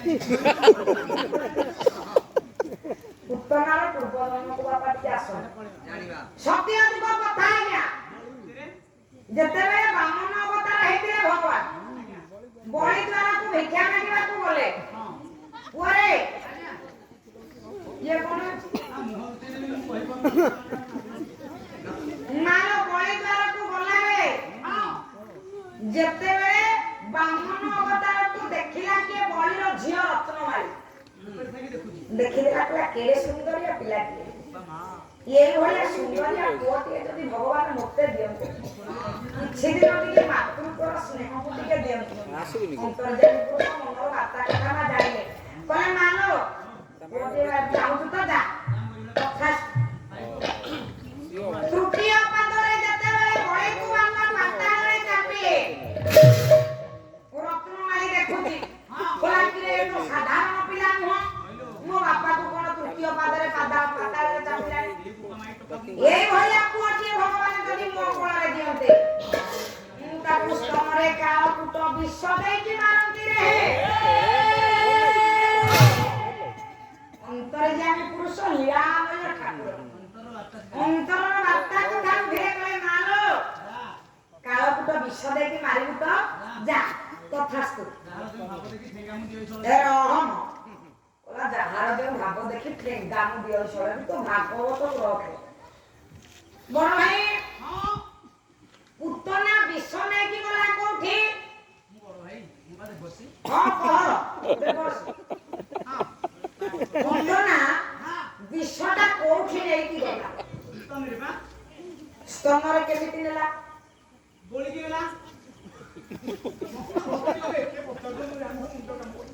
ଆଜିକାଲିକାର ଯେତେ ବଡ ବିଜ୍ଞାନ ପଢୁଆ ଭାଇ ମାନେ ବସିଛନ୍ତି ବିଷଟା କେତେ ସମୟ ମଣିଷ ଦେହରେ ଭାଇ ରହିପାରିବ? ବିଷଟା କେତେ ସମୟ ମଣିଷ ଦେହରେ ରହିପାରିବ? ବିଷ ନେଇ କହିବ ମୋ ସ୍ତ୍ରୀ 8 ଘଣ୍ଟା ଖଣ୍ଡେ ରଖିଥିଲା। ତୋ ସ୍ତ୍ରୀ କେମିତି କଣ କାମ ଥିଲା ଯେ 8 ଘଣ୍ଟା ରଖିଲା? ସେ ଗୋବର ଗୋଟେ ଯାଇଥିଲା ଗୋଟେ ବୁଦ୍ଧା ବେଳେ ନାକ ସାପଟା ଥିଲା ତାକୁ ପିଟି ଦେଲା ବାହାରେ ପାଦୁ କି ନା ଯେତେ କଲା ମତେ ଫୋନ କଲା କହିଲା ପାଦୁ ନାକ ସାପ ମୁଁ କହିଲି ଭିଡି ଗୋଟେ ଯୁକ୍ତ ସବୁ ପଳେଇ ନ ଭଲ ଲାଗିବ ବଳିଆକୁ ତୋ ସ୍ତ୍ରୀର ପାଦ ଭଲ ଲାଗୁନି ଘରକୁ ପଳା ଜଙ୍ଗରେ ରସି ମିଳିଲା ପୁତନାଙ୍କ ପୁରାଣ ବାପା ପ୍ରମାଣ ଦଉଛି ସ୍ତନରେ କାଳକୂଟ ବିଷ ବାଲି ସ୍ତନରେ ଗୋଟେ ଧରଣୀ ହେଇଥାନ୍ତା ସମ୍ଭବ ରହ। ଆଚ୍ଛା ସ୍ତନରେ ବିଷଟା ଆସିଲା କୋଉଠୁ? ବିଷଟା ବାପା ପିଇଲେ ଯିବ କୋଉଠି? ଗର୍ଭାଶୟକୁ ଯିବ। ଗର୍ଭାଶୟକୁ ଯିବ। ପୁତନା ଯଦି ବିଷଟା ନା ପିଇଲା ସ୍ତନରେ ରହିଲା କେମିତି? ସେ କୋ ଭଗବାନ ବିଷ ପିଇଥିଲେ କିଏ? କିଏ ବିଷ ପିଇଥିଲେ? ସମୁଦ୍ର ମନ୍ଥନ ହେଲା କେତେ ପଦାର୍ଥ ବାହାରିଲା ବାରିଜାତ ପୁଷ୍ପ ଐରାବତ ହସ୍ତି ଉଚ୍ଚୈଃସର୍ବା ଅଶ୍ଵ ଅନେକ ଜିନିଷ ବାହାରିବା ପରେ ପଛରେ ବାହାରିଲେ କଣ? ଗରଳ। ଗରଳକୁ ପାନ କରିଲେ ଶିବ ବାପା ପାର କରିପାରିଲେ ଶିବଙ୍କର ବିଷ ପାର କରିବାର ଶକ୍ତିଟା ନାହିଁ। ଶିବ ପିଇଲେ ସତ ବିଷକୁ ପାର କରିବାର ଶକ୍ତି ଶିବଙ୍କ ପାଖରେ ନାହିଁ। ତମେ ତ ଶୋଷ ହେଲା ଯେ ପାଣି ପିଇଲ ତମ ଶୋଷ ମିଟିବ ନା ମୋର ମିଟିବ? ତୋ ମୁଣ୍ଡଟା ସେତିକି ବେଳେ ତୁ ସେଇ ଯାଏ ତମ ମୁଣ୍ଡ ଶିବ ତ ପିଇଲେ ଶିବ ବଞ୍ଚିଲେ ଶିବ ପିଇଲେ ଗରଳ ପାନ କଲେନି କଣ? ବାପା ପାର କରିପାରିଲେନି ବିଷର ଦ୍ୱାରକୁ। ବିଷକୁ ପାର କରିବାର ଶକ୍ତିଟା କେବଳ ଭଗବାନଙ୍କ ପାଖରେ ଥାଏ। ଆଚ୍ଛା ଶିବ ତ ପିଇଲେ ଭଗବାନ କେମିତି ପାରି କଲେ? କେମିତି ବିଷକୁ ପାନ କଲେ ପ୍ରଭୁ ରାମ ତାରକା ମନ୍ତ୍ରକୁ ବାପା ଅହରହ ଜପ କରନ୍ତି ଦେବାଧିଦେବ ମହାଦେବ ଜପ କରନ୍ତି କୋଉଠୁ? କଣ୍ଠରୁ ଆସେ ରାମ ତାରକା ମନ୍ତ୍ର। ବିଷଟା ଯଦି ପାନ କଲେ ବାପା ଗର୍ଭାଶୟକୁ ଶିବଙ୍କର ଯାଇଥାନ୍ତା କଣ୍ଠରେ କାହିଁକି ରହିଲା? କଣ୍ଠରେ କାହିଁକି ରହିଲା? କାହିଁକି ନା କଣ୍ଠରୁ ରାମ ତାରକା ମନ୍ତ୍ର ପ୍ରତିଦିନ ପ୍ରଭୁ ମୋର ଘୋଷନ୍ତି ସେଥିପାଇଁ ବିଷଟା ଯାଇକି ବାପା କଣ୍ଠରେ ବିଶ୍ରାମ ନେଲା। ପାର କଲେ କିଏ? ମର୍ଯ୍ୟାଦାମୟ ପୁରୁଷୋତ୍ତମ ରାମ ଭଗବାନ ଯାହାଙ୍କର ନାମକୁ ବନ୍ଦନ ଅର୍ଚ୍ଚନ ଭଜନ କୀର୍ତ୍ତନ କରନ୍ତି ସେଇ ଦେବାଧିଦେବ ମହାଦେବ ପରେ ସେଥିପାଇଁ ଅନନ୍ତ କଲେ ବାସୁକି କି ରଜୁ କରିକି ଭିଡ଼ିଲେ କୋଉଠି ନା ଗଳାରେ କାହିଁକି ଭିଡ଼ିଲେ? ଆଉ କିଛି ନଥିଲା ସର୍ପର ପେଟ ତଳଟା ହଉଛି ଥଣ୍ଡା ବୁଝିପାରିଲେ ରାମ ତାରକା ମନ୍ତ୍ରକୁ ଜପ କରୁଥିବା ଦେବାଧିଦେବ ମହାଦେବଙ୍କୁ ବିଶ୍ୱର ଜ୍ୱାଳାଟା ବାପା ଏମିତି ହେଲା ଯେ ପ୍ରଭୁ ମୋର ଉଦ୍ଧାର କଲେ ବିଶ୍ରାମ ନେଲା କଣ୍ଠରେ ନୀଳକଣ୍ଠରେ ରହିଲେ ବୁଝିଲୁ ଯଦି ପୁତନା ପିଲା ବିଷ ସେ ଶିବ ରାମ ତାରକା ମନ୍ତ୍ରକୁ ଜପ କଲେ ବୋଲି କଣ୍ଠରେ ରହିଲେ ପୁତନା ତ ରାକ୍ଷସୁଣୀ ଅସୁରୁଣୀଟା ସେ ଯଦି ପିଲା ତ ତାହେଲେ ଗର୍ଭାଶୟକୁ ଯିବା କଥା ଆଉ ସ୍ତନରେ କେମିତି ରହିଲା କାଳଭୂତ ବିଷ କଣ କରିକି ନବ କାହିଁକି ତୋରି କଥା ହଉ ସିନ୍ଦୁର କନ୍ୟାରେ ଫଳ ବୋଳିକି ସେ କଣ ଉଲ୍ଲଗ୍ନ ହେଇକି ଯାଇଥିଲା ପିନ୍ଧେଇ ନଥିଲା କିଛି ଗୋପରୁ ମଥୁରା କେତେ ଦୂର 5 କୋଶ କେତେ ଯେତେ ବୁଢା ବୁଢା ବାପା ମାନେ ବସିଛନ୍ତି ସେମାନେ କହିପାରିବେ ଆମେ ତ ଛୁଆ ବୁଝିପାରିଲୁ ତ ଯଦି ଏତେ ବାଟ ପୁତନା ସ୍ତନରେ କାଳକୂଟ ବିଷ ଭରିକି ମା ନେଲା ସେ ନିଜେ ଭାଇ କେମିତି ବଞ୍ଚିଲା ଯେ ନେଇକି ପିଆଇଲା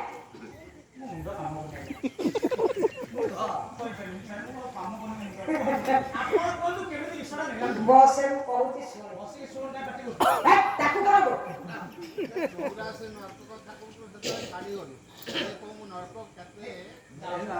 ନର୍କ କଥା ପୁରା ଆଲୋଚନା ବାପା ଚାଲିଛି ଦେବର୍ଷି ଆଉ କୃଷ୍ଣଙ୍କ ଭିତରେ ବାପା ଚାଲିଛି କଥୋପକଥନ ବୁଝିପାରୁନାହାନ୍ତି କି 84 ନର୍କ କୁଣ୍ଡ ଭଗବାନଙ୍କ ପାଇଁ ହେଇଛି ବୋଲି ନାରଦ କହିଛନ୍ତି ପାପ କରିଛନ୍ତି ବୋଲି କୁଣ୍ଡଟା ଖୋଳୁଛି କିଏ ସେ ନା ଯମ 85 ନର୍କ କୁଣ୍ଡରେ କୃଷ୍ଣ ପଡିବ ବୋଲି ନାରଦ କହୁଛନ୍ତି କହିଲେ ତମେ ପାପ କରିଛ ବୋଲି କୁଣ୍ଡରେ ପଡିବ କୃଷ୍ଣ କହୁଛନ୍ତି ମୁଁ କିଛି ପାପ କରିନି ତାଙ୍କ ଦି ଜଣଙ୍କ ଭିତରେ କଥାବାର୍ତ୍ତା ଚାଲିଛି ଦେଖିବା ଆଗକୁ କଣ ହଉ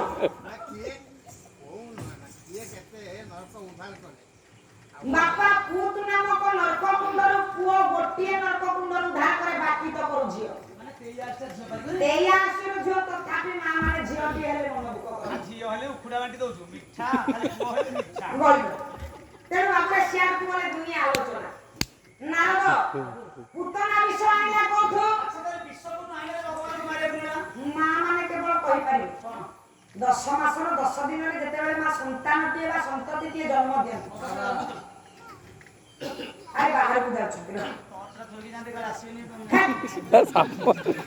ମାର ଯେତେବେଳେ ଛୁଆଟିଏ ଜନ୍ମ ହୁଏ ମାର ପ୍ରଥମ କ୍ଷୀର 3 ଥର ମା ଘୁରିରେ ଚୁପୁଡ଼ିକି ପକେଇ ଦିଏ କାହିଁକି ସେଇଥିରେ ଥାଏ ବିଷ ମୁଁ କହୁନି ଆପଣମାନଙ୍କର ଭଞ୍ଜ ସାହିତ୍ୟରେ କବି ସମ୍ରାଟ ଭଞ୍ଜ କହେ ବାପା ନାନା ମୁନି ନାନା ମତ କେତେ କବି କେତେ ପ୍ରକାର ଲେଖିଛନ୍ତି ଭଞ୍ଜ କଣ କହିଲେ ଖା ବୋଲି ପୁତ୍ର ମୁଖେ ଦେ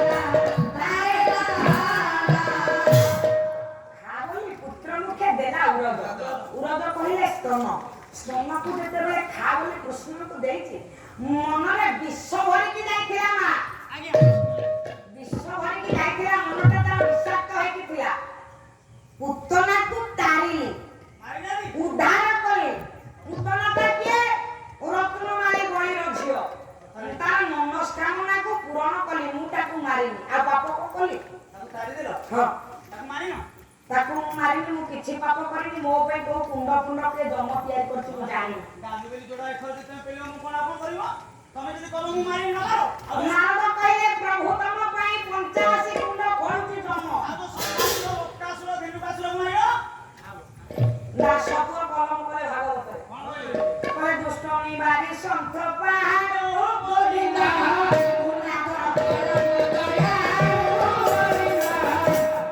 ଦୁଷ୍ଟମାନଙ୍କୁ ଦଳନ କରିବା ପାଇଁ ସନ୍ଥମାନଙ୍କୁ ପାଳନ କରିବା ପାଇଁ ଯୁଗେ ଯୁଗେ ହଉଛି ମୋର ଅବତାର ସେମାନଙ୍କୁ ମୁଁ କଣ କହୁଛ ମାରିଛି ବୋଲି ମାରିନି କାହାକୁ ମାରିନି କିଛି ପାପ କରିନି ମୋ ପାଇଁ କିଛି କୁଣ୍ଡ ନାହିଁ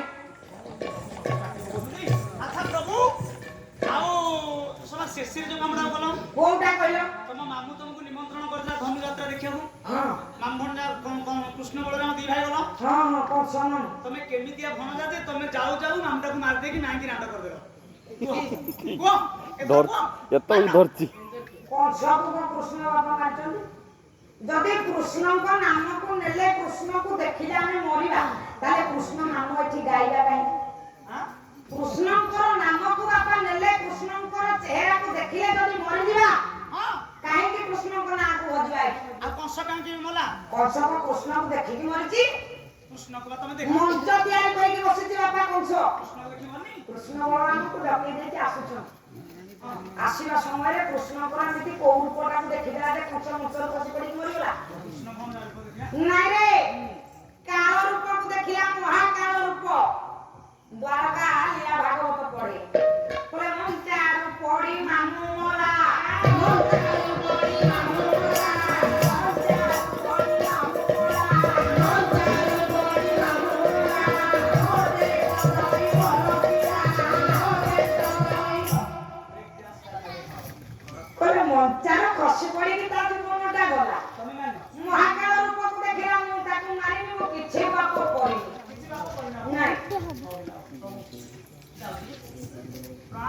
ସମୟ ଆସିବ ମର୍ତ୍ୟ ମନୁଷ୍ୟ ଦେହ ବଳି ଦେବତା ହେଲେ ବି ମରେ ସମୟ ଆସିବ ଦିନେ ଇହେଲା ସ୍ମରଣ କରିବ ଯେତେବେଳେ 85 ନଥ କୁଣ୍ଡରେ ଢାଙ୍କି ହବ ସେତେବେଳେ କଥା ମନେ ପଡିବ ହଉ ନାରଦ ଟିକେ ଶୁଣିଯା ଆରେ ନାରଦ ମୋ କଥା ଟିକେ ଶୁଣ ନାରଦ ହଉ ହେଲା ତମ କଥାରେ ମୁଁ ରାଜି ହେଲା ମୁଁ ମହାପାପୀ ନାରଦ କାହିଁକି ଆଉ ପଛୁଟା କରୁ ହେଲା ତମ ଭଳିଆ କଳି ମନ୍ଦିର ଯୋଉଠେ ଛାଡ଼ିବେ ସବୁ ଜାଗାରେ ବାପା କଳି ଏମିତି ହେଲା ମୁଁ ତମ କଥାରେ ରାଜି। ଟିକିଏ ଛୁଞ୍ଚି ଦେଲି ଓଡ଼ିଶାରେ ସାଙ୍ଗେ ସାଙ୍ଗେ ପରିବର୍ତ୍ତନ କରିଦେଲେ ତମେ ମତେ କହିବ କଣ ଓଡ଼ିଶାରେ ଛୁଟିଲ ଟିକିଏ ଗୁଣି ଦେଲି ସାଙ୍ଗେ ସାଙ୍ଗେ ସବୁ ବାଟେଇ ଲଗେଇ କଣ କହିବ ସାଙ୍ଗେ ସାଙ୍ଗେ ଚେଞ୍ଜ କଣ ଚେଞ୍ଜ କର ଆସ କଣ ସବୁ ବନ୍ଦ କରି ଦେଖାଯାଉନି ଏଡ଼େ ବଡ଼ ଝିଅଟେ ହୋଇଛି ଏଠି ନାରଦ ହ୍ୟାଲୋ ନାରଦ ମୁଁ ଯାଉଛି ଆଉ ତମ କଥାରେ ମୁଁ ରାଜି କଣ ଅଛି ମୁଁ ମହାପାପୀ ପାପ କରିଛି କରିଛ ତାର କଣ ଗୋଟେ ମୁକ୍ତିର ବାଟ ମୋତେ କହ ତେଣୁ ବାଟକୁ ଆଇଲ এই কথাটা যদি মତେ প্রথম ହେଲା ମୁଁ ମହାପାପୀ ପାପ କରିଛି ଯଦି ସେ ନର୍କ କୁଣ୍ଡ 85 କୁଣ୍ଡଟା ଜନ୍ମ କରୁଛି ମୁଁ ଏ କୁଣ୍ଡରୁ କେମିତି ଉଦ୍ଧାର ପାଇଁ ବାଟଟା କହିଦିଅ ବାଟ କହୁଛି ମତେ ଯୋଉ ନାମ ଦେଇକି ତମେ ଛାଡ଼ିଛ ମୁଁ କଣ ତମକୁ ଛାଡୁଛି କି ପ୍ରଭୁ এই ଯୋଉ ପାପ ସବୁ କରିଛ এই ପାପରୁ ମୁକ୍ତି ପାଇବାକୁ ହେଲେ ପ୍ରଥମେ ଆପଣଙ୍କର ସତୀ ନାରୀ ଖୋଜିବାକୁ ପଡିବ ଶକ୍ତି ନାରୀ ହଁ ଏଇଟା ମୋ ପାଇଁ ଗୋଟେ ମାଇନର କଥା ହସ ଲାଗେ ତମ କଥା ଶୁଣି ତ ମତେ ଝାଡ଼ା ମାଡ଼ିଲେ ହସ ମାଡ଼ିଲାନି କଣ ସତୀ ନାରୀ ଟିକେ ଖୋଜିବ ସତୀ ନାରୀ କି କହିବ ଆପଣଙ୍କ ବକ୍ଷସ୍ଥଳକୁ ପୁରା ପଦାଘାତ କରିବ ଠିକ ଅନେକ ଛାତି କିନା ମାରିବ ଆଉ ସେଇ ପାପ ଚିହ୍ନଟାକୁ ଆଣିକି ମତେ ଦେଖେଇବ ମୁଁ ଦେଖିଲା ପରେ ସାଧୁ ଦର୍ଶନ କଲା ପରେ ସେ ପାପ ସବୁ ଯାକ କ୍ଷୟ ହେଇଯିବ କୁଣ୍ଡ ମନ ପକେଇବ ନାରଦ ମୁଁ ପୁରା ଛୋଟା ରାଣୀ ସତୀ ରଖିଛି ରଖିଲେ କଣ ହେଲା ସତୀ ନାରୀ ମୋ ରାଣୀ ମାନେ ସମସ୍ତେ ସତୀ ଯୋଉ ଅଷ୍ଟପାଟ ମଣିଷୀ ଯଦି ଗୋଟେ ଗୋଟେ ଗୋଇଠା ବାପା ଦେବେ 8 ଗୋଇଠା ଯଦି 2ଟା ଲାଖେ ଗୋଇଠା ଦେବେ 8 ଦୁଗୁଣେ ଦେଲେ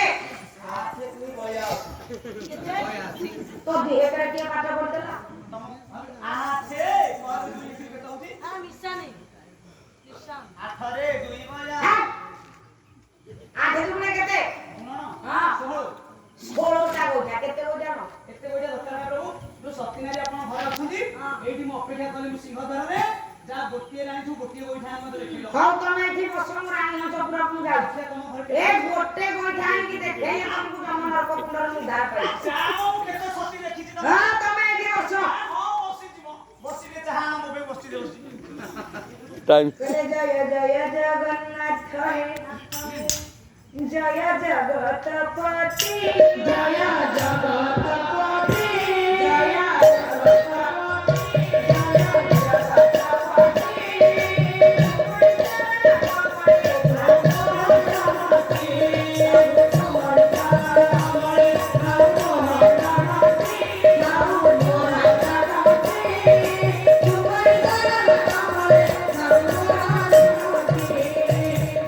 ଦେବୀ ଯାର ଚରଣ ହୋଇ ଚନ୍ଦ୍ରିକା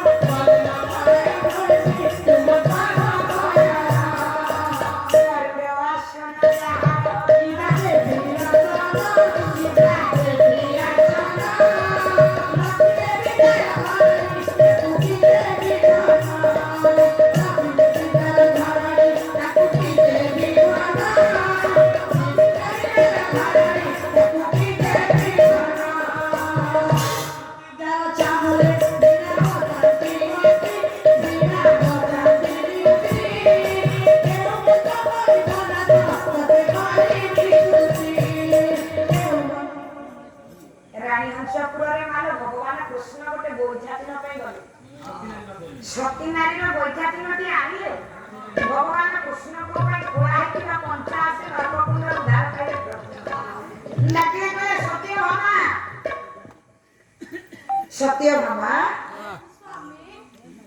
ସତ୍ୟଭାମା ଆମେ କିଲ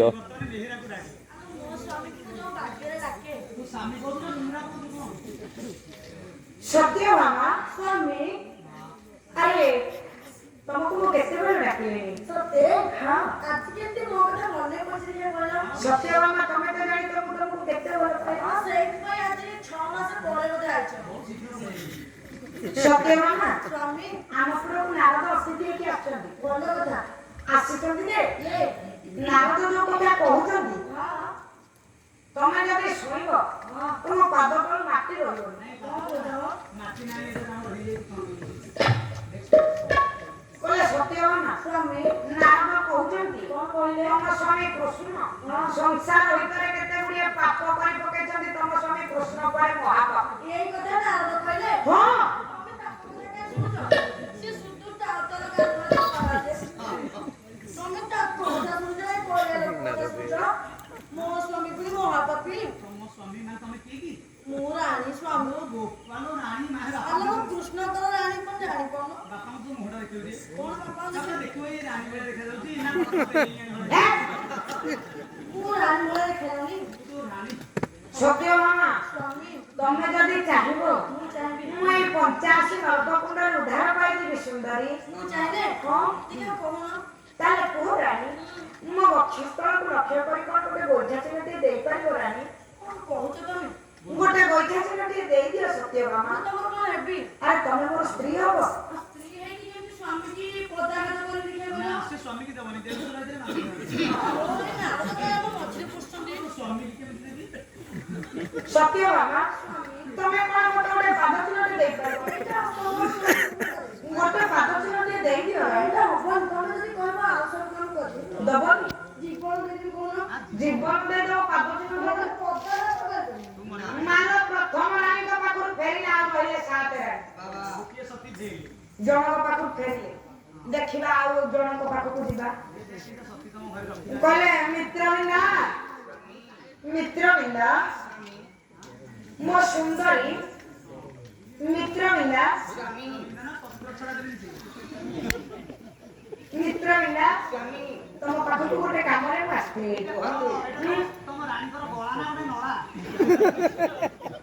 କଣ ଭଲ ଲାଗୁନି ରାଣୀ ତମ ପାଖକୁ ଗୋଟେ ଆଶା ଆକାଂକ୍ଷା ନେଇକି ମୁଁ ଯାଇ ଆସିଛି ଆଚ୍ଛା ରାଣୀ ନାରଦ ଆମ ପୁରକୁ ଆସିଛନ୍ତି ଅତିଥି ହେଇକି ଭଲ କଥା ଯେ ନାରଦ କହୁଛନ୍ତି ତମ ସ୍ୱାମୀ କୃଷ୍ଣ କୁଆଡେ ମହାପାପୀ ତମେ ଯଦି ଚାହିଁବ ମୁଁ ଏଇ ପାପ ଭାରରୁ ଉଦ୍ଧାର ପାଇଯିବି ହଁ କୁହ ରାଣୀ ମୋ ବକ୍ଷସ୍ଥଳକୁ ଲକ୍ଷ୍ୟ କରି ଗୋଟେ ଗୋଇଠା ଚିହ୍ନଟି ଦେଇଦିଅ ରାଣୀ ରାଣୀ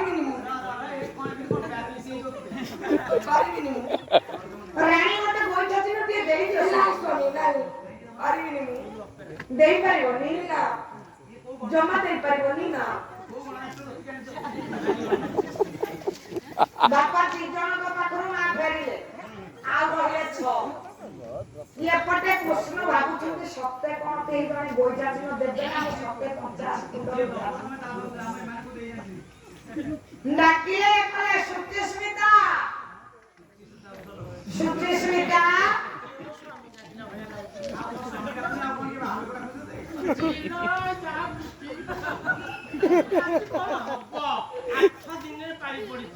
ସୁଚିସ୍ମିତା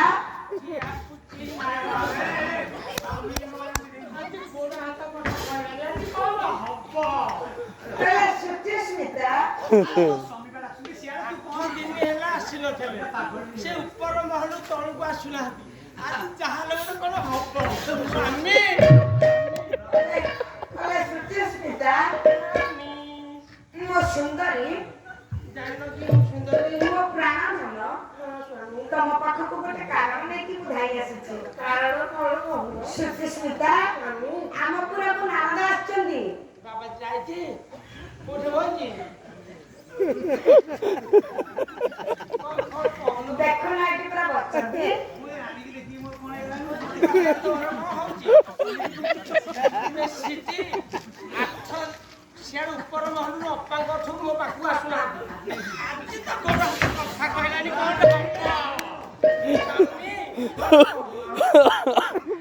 ନାରଦ କହୁଛନ୍ତି ତମେ ସ୍ୱାମୀ କୃଷ୍ଣ କୁଆଡେ ମହାପାପୀ। କିଏ କହୁଛି? ଏ ନାରଦ କହିଲେ। ମୋ ଗୋଟିଏ ଚାପୁଡ଼ା ମାରି ମନ ହେଲେ କାନ୍ଦିବୁ ନହେଲେ ନାହିଁ। ମୋ ସ୍ୱାମୀ କହିବୁ ତୁ କିଏ? ମୋର କାମ କଣ? ରାଣୀ ତମେ ଯଦି ଗୋଟେ ଗୋଇଠାଟେ ଦେଇଦବ ମୁଁ ନର୍କ କୁଣ୍ଡରୁ ଉଦ୍ଧାର ପାଇବି। କାହାକୁ? ମତେ ମୋ ଗଛ ତଳକୁ। ମୁଣ୍ଡ ଖରାପ ହେଇଯାଇଛି। କହିବ ବୋଲେ ଅଣ୍ଠେଡିଆ କରି ଦି ଚାରିଟା ଚୁମା ସିନା ମାରିଦେବି। ଗୋଇଠା ମାରିପାରିବିନି। ରାଣୀ ଗୋଟେ ପାଦ ଚିହ୍ନ ଦେଇଦିଅ ସୁନ୍ଦରୀ। ପାରିବିନି। ମୁଁ ତ ମୋ ଜୀବନରେ ଏତେଟା ସ୍ୱାମୀ କରିଥିଲି କାହାକୁ ଗୋଇଠା ମାରିନି।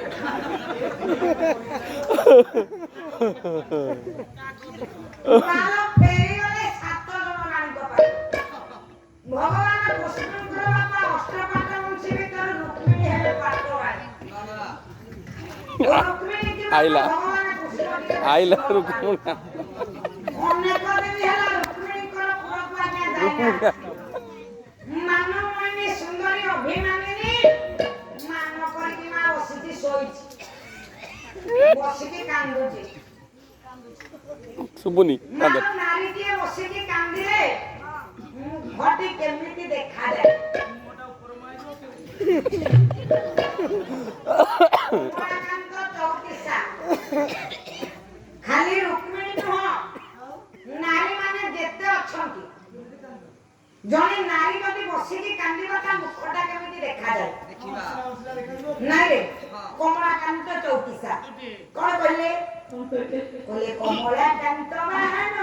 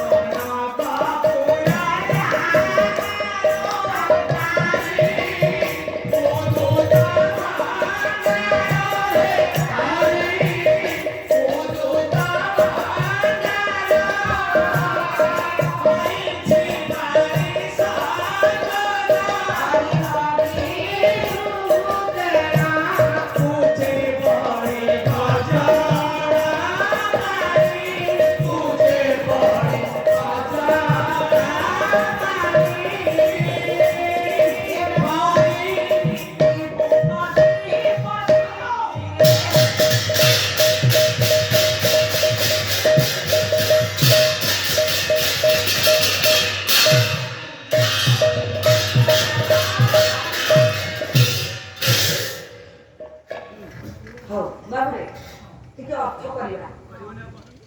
କମଳାକାନ୍ତ କମଳା କହିଲେ ହଳଦିଆ କିଲୋ 80 ଟଙ୍କା ଏଇଟା ଆଣ। ମାଲ କମଳା କଦେଇଟା ନିଲଚିଆ ନ ଆସିଲେ ପାଲା ହବ। ଆଉ ଭଦ୍ରକରେ ବିକ୍ରି ହଉଛି କମଳା। କମଳା କହିଲେ ଲକ୍ଷ୍ମୀଙ୍କର ଆଉ ଗୋଟେ ନା। କମଳା ମାଲ ତାଙ୍କ କାନ୍ତ ହେଲେ ନାରାୟଣ। ନାରାୟଣ। ତାଙ୍କ ବାହନ ହେଲେ ଗରୁଡ଼। ଗରୁଡ଼ର ଭକ୍ଷ ହେଲେ ସର୍ପ। ସର୍ପକୁ ଧାରଣ କଲେ ଶିବ।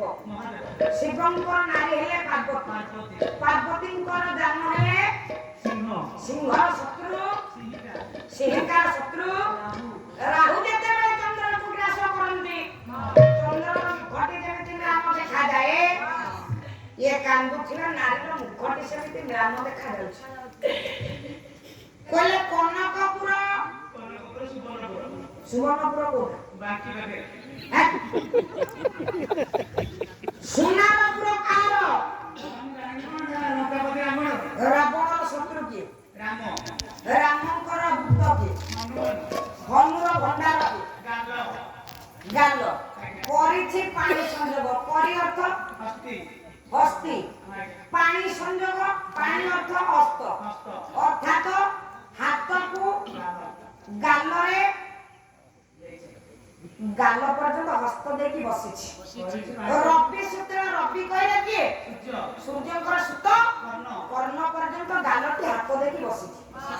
ଉଚ୍ଚା ପଡ଼ି କଜଳ ପାଣି କାନ୍ଦୁଛି ଯେଉଁ ନାରୀଟି ମାଲ ଆଖିରୁ ଯେଉଁ ଧାର ଧାର ଲୋତକର ବାରି ପଡୁଛି ଉଚ୍ଚ ଯୁଗଳ ଉପରେ ପଡ଼ିକି ଶୋଭାବର୍ଦ୍ଧନ କରୁଛି।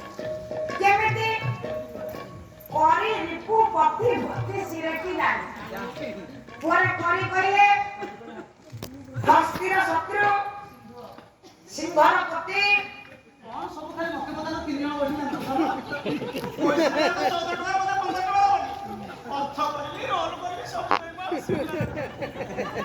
ଆରେ ତୁ ଶିଳ୍ପାଳିଟା କୁହେ କହିଲୁ କରି କହିଲେ ହସ୍ତି ହସ୍ତି କରି ତୋ ପାଟିରେ ମୋର ସବୁ ଭୁଲି ଗଲାଣି। କରି ରିପୁ ହସ୍ତିର ଶତ୍ରୁ କିଏ? ସିଂହର ପତି କିଏ? ପାର୍ବତୀଙ୍କ ପତି କିଏ? ଶିବଙ୍କ ମଥାରେ କିଏ ରହି? ଗଙ୍ଗା ଯେମିତି ଧାର ଧାର ବହିକି ଲିଙ୍ଗ ଉପରେ ଶୋଭାବର୍ଦ୍ଧନ କରୁଛି। ନାରୀଟି ଯେଉଁ କାନ୍ଦୁଛି ଚକ୍ଷୁରୁ ଧାର ଧାର ଲୋତକର ବାରି ବହି ଉଚ୍ଚ ଯୁଗଳ ଉପରେ ପଡ଼ି ସେଇଭଳି ଭାବରେ ଶୋଭାବର୍ଦ୍ଧନ କରୁଛି ରେ। ଓରେ ଅଭିମାନିନୀ ସୁନ୍ଦରୀ ମାନମୟିନୀ ରୁକ୍ମିଣୀ ମାନ କରିକି ବସିଛନ୍ତି। ମାନ ଭଞ୍ଜନ ଟିକେ କରିବା। ଝିଅ 12 କେତେ କହିଲୁ? 12 7 କେତେ? ଭାଇ ତମର 12 7 ହେଇଛି 12ଟା ନାଇଲେ ଗୋଟେ ଚଣ୍ଡିଖୋଲରେ 12 ବସିକି ଓ 12 କଥା କହ। ତମର ବସିଗଲା ଟିଚର ନାଇଁ 12 କେତେ ଲଗେଇଲୁ? 12 ଲାଗା ବୈଶାଖ ଜ୍ୟେଷ୍ଠ ଆଷାଢ଼ ଶ୍ରାବଣ ମାସ ତ ଦିହେକରେ କିଏ ପାଠ ପଢିଦେଲା? 12 ମାସ। ଆରେ ଏଟା ମାସ 12 କେତେ ତତେ ପଚାରୁଛି? ସପ୍ତାହ କେତେ ଦିନ? 7 ଦିନର 7 12 ନା କହିଲୁ? 7 ଦିନ 12 ନା ହେଲା ଗୁରୁବାରେ ଶନିବାରେ ରବିବାରେ ଗୁରୁବାରେ ସୋମବାରେ ସୋମବାର ଆରମ୍ଭ ରବିବାରେ ଛିଣ୍ଡିବ। ରବି ସୋମ ମଙ୍ଗଳ ବୁଧ ଗୁରୁ ଶୁକ୍ର ଶନି ମାନ ଭଞ୍ଜନ ଟିକେ ଚତୁଷ୍ପତି ମାଧ୍ୟମରେ କରିବା। ହଁ କହିଲେ ସୋମବଦନା ସୁନ୍ଦରୀ ସୁନ୍ଦରୀ ସୁନ୍ଦରୀ ସୁନ୍ଦରୀ ରୁକ୍ମିଣୀ ରୁକ୍ମିଣୀ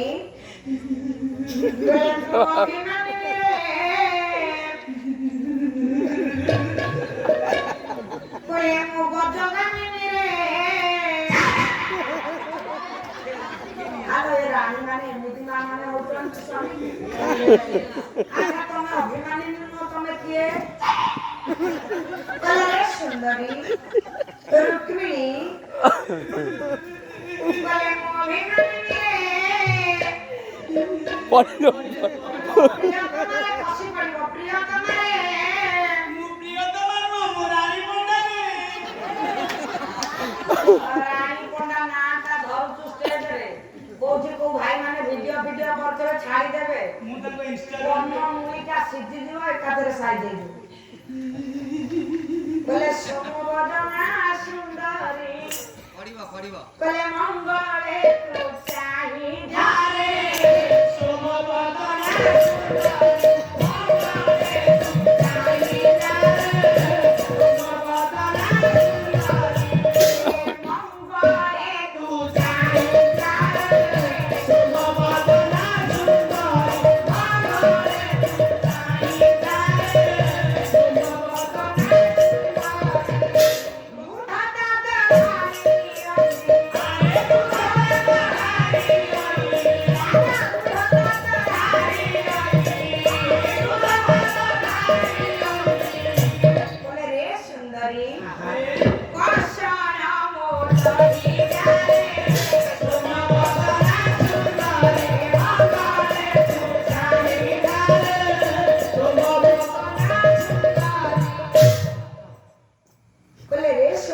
ସୁନ୍ଦରୀ ତୁ ଟିକେ ରେ ଚନ୍ଦ୍ରବଦନୀ ତୁ ଟିକେ ମଙ୍ଗଳ ନେତ୍ରରେ ଚାହିଁଦେଲେ ମୋର ସବୁ ଯାକ ଦୁଃଖ କଷ୍ଟ ହରଣ ହେଇଯିବ।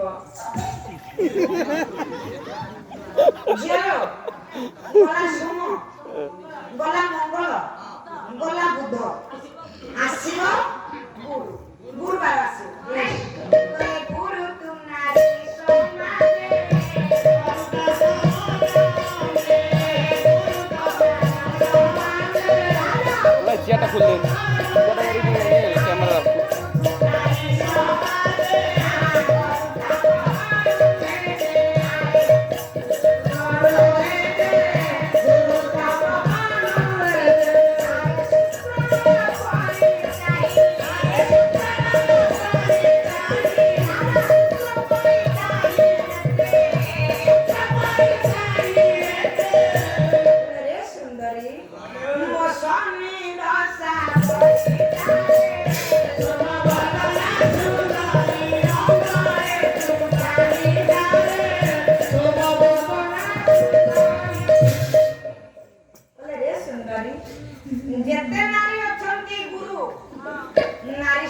ଭାଷାରେ ତୁ ହଉଛୁ ବରିଆନ କହିଲେ ଗୁରୁ।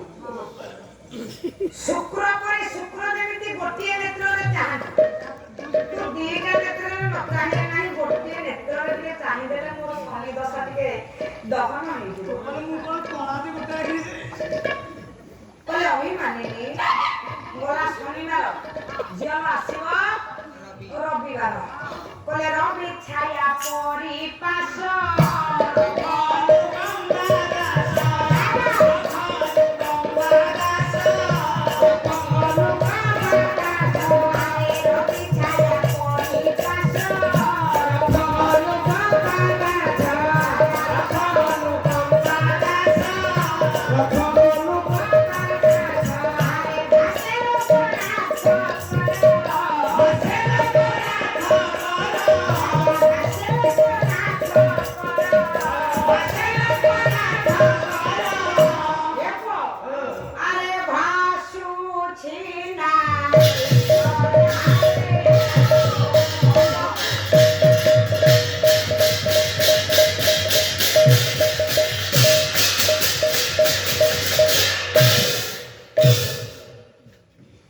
କଣ ମାନ ଭାଙ୍ଗିଲା ନା ଆହୁରି ଅଛି?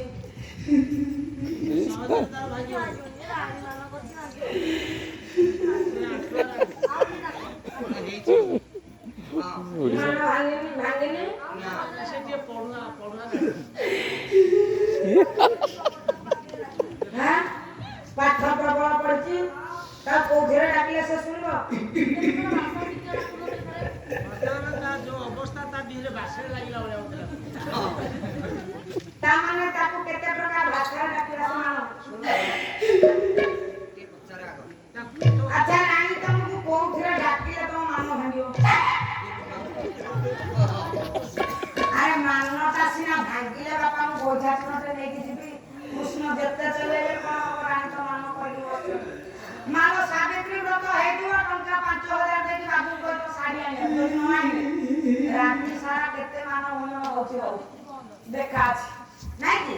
କହିଲେ ରେ ମାନ ଓଡ଼ିଆ ଡାକିଲା, ଓଡ଼ିଆ ସାହିତ୍ୟ ଗର୍ବ, ଓଡ଼ିଆ ଭାଷାରେ ଧାରିତ ଚତୁଷ୍ପଦୀ ମାଧ୍ୟମରେ ଗଲାପ 7 ବାର ଦେଖି ଓଡ଼ିଆ ଭାଷା ଧାରିତ ଡାକିଲା।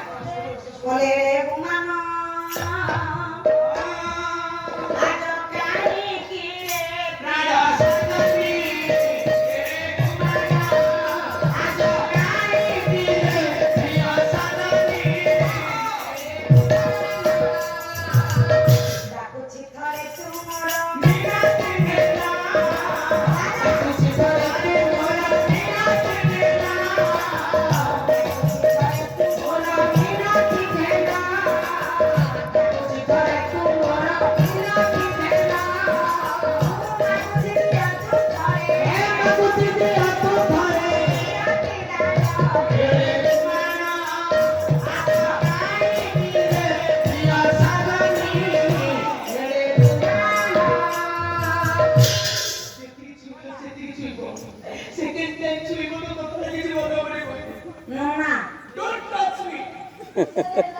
महाराज गोटे काम कर ये ओडिया सुनले ओडिया हिंदी मिसिकी बंगला भाषा देखिए बंगला भाषा बंगला डाकले सुनो ता मामू हटा बंगला देश तो देखिबा तुम कथा मानी कि बंगला डाकुछ कहले तुमी हमार रसरणी रसी क्यारा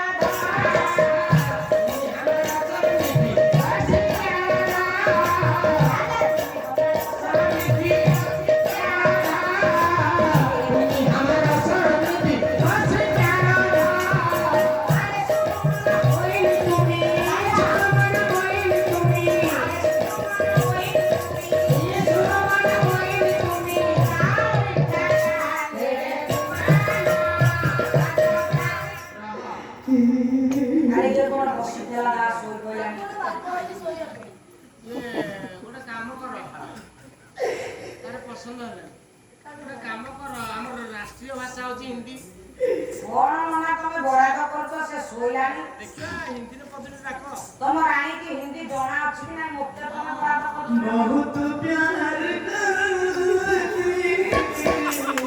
तुमको सनम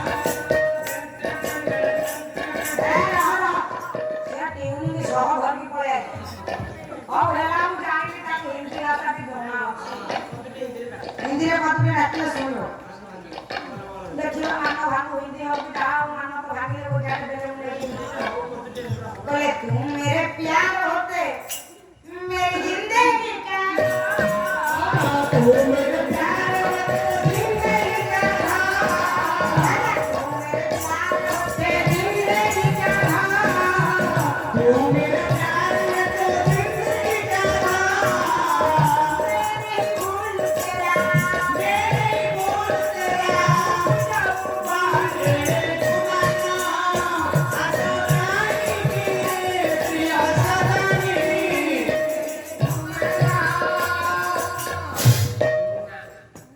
तू मेरे प्यार होते जिंदगी का मेरे फूल तेरा मेरे फूल तेरा लेकिन मैं सब कुछ भूल गया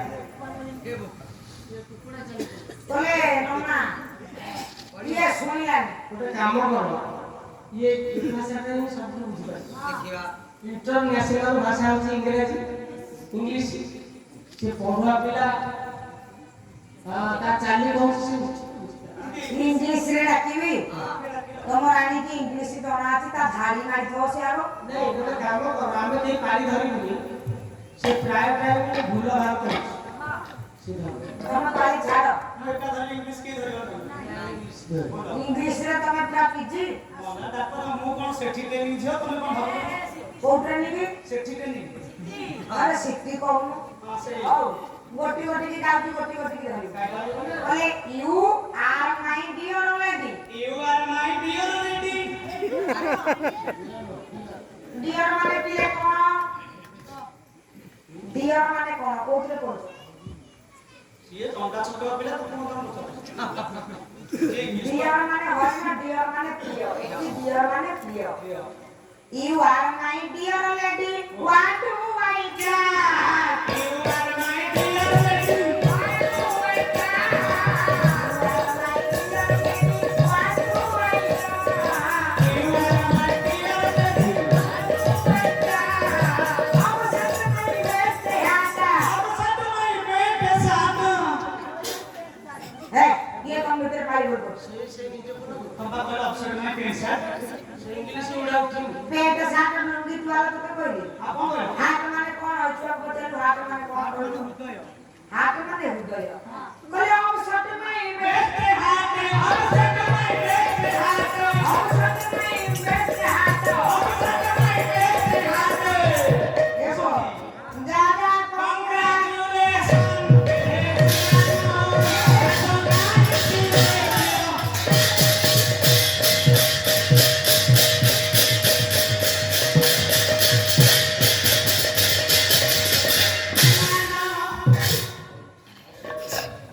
बोले रानी मन भांगिला ना आउली अछि ना आज हांके सप्तस्पति माध्यमरे डाकली मेरा होतनी पदुटी पुरातन शास्त्रीय संगीत गान बुझिବାକୁ ପଡିବ या ଭିତରେ ଆଉ ଏରା ଯୋଉ ଗଲା ସବୁ ରାତିକାଲି ଯୁବପିଢି ଯୁଗ ଉପଯୋଗୀ ପାଲା ପାଲା ଆସି କୋଉଠି ହେଲାଣି ପଦୁଟି ଶାସ୍ତ୍ରୀୟ ସଂଗୀତ ଓଡ଼ିଶୀ କେ ଓଡ଼ିଶୀ ମାନବନ୍ଧନ କର ଆରେ ଆଉ ଓଡିଶୀ ଶୁଣିବାକୁ କା ମନ ଅଛି ନା ପାଲା ପଇସାଳା ତ ଗୋଟେ ପଢିଛି ନା କେମିତି କରିବ ଆଚ୍ଛା ରାଣୀ ପୁରାତନ ଚାଲି ଟିକେ ଦେଖିଲ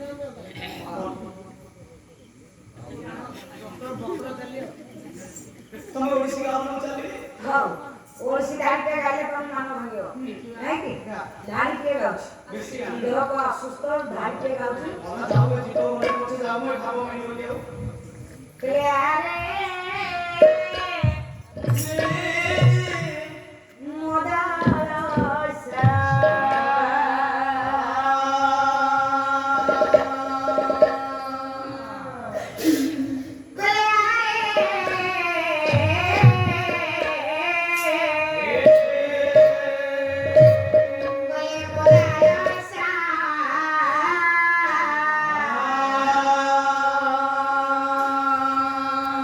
ओरे गाइले गायको कहिबो गाइबो उभति कले शेष होइला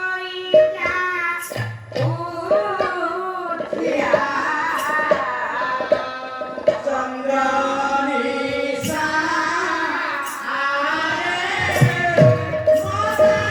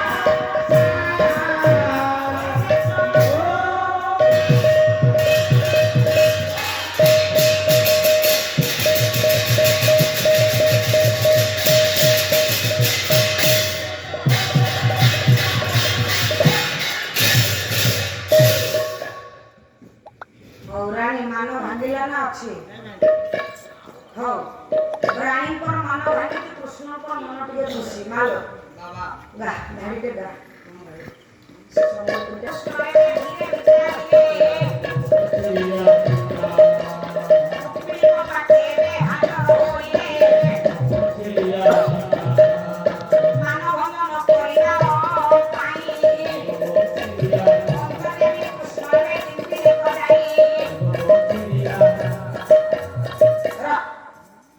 ভগবান কৃষ্ণ রুক্মিণীଙ୍କର ମାନମା ଭାଙ୍ଗିଛି କହିଲେ ରୁକ୍ମିଣୀ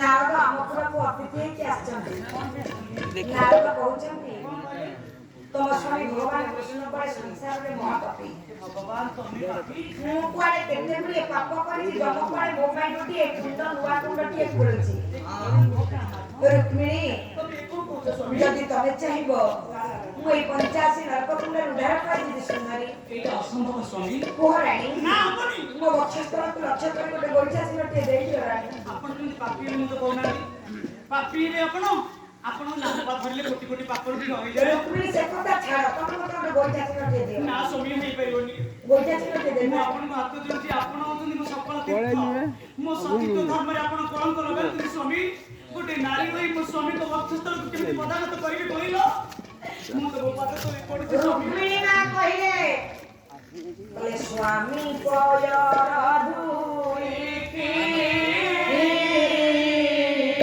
ସ୍ୱାମୀ ପୟର ଧୂଳିକି ସତୀ ଶିରରେ ବୋଳିକି ସତୀ ଶିରରେ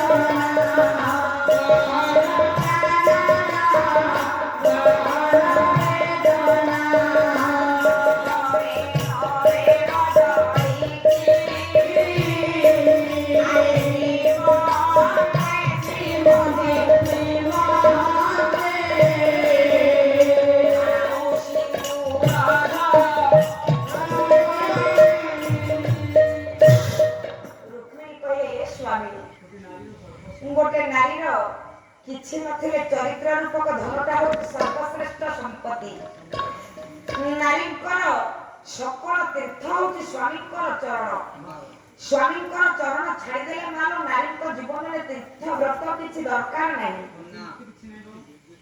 ଯୋଉ ନାରୀ ସ୍ୱାମୀଙ୍କୁ ରାତି ପାଇଲେ କଟୁ କଥା କହୁଥିବ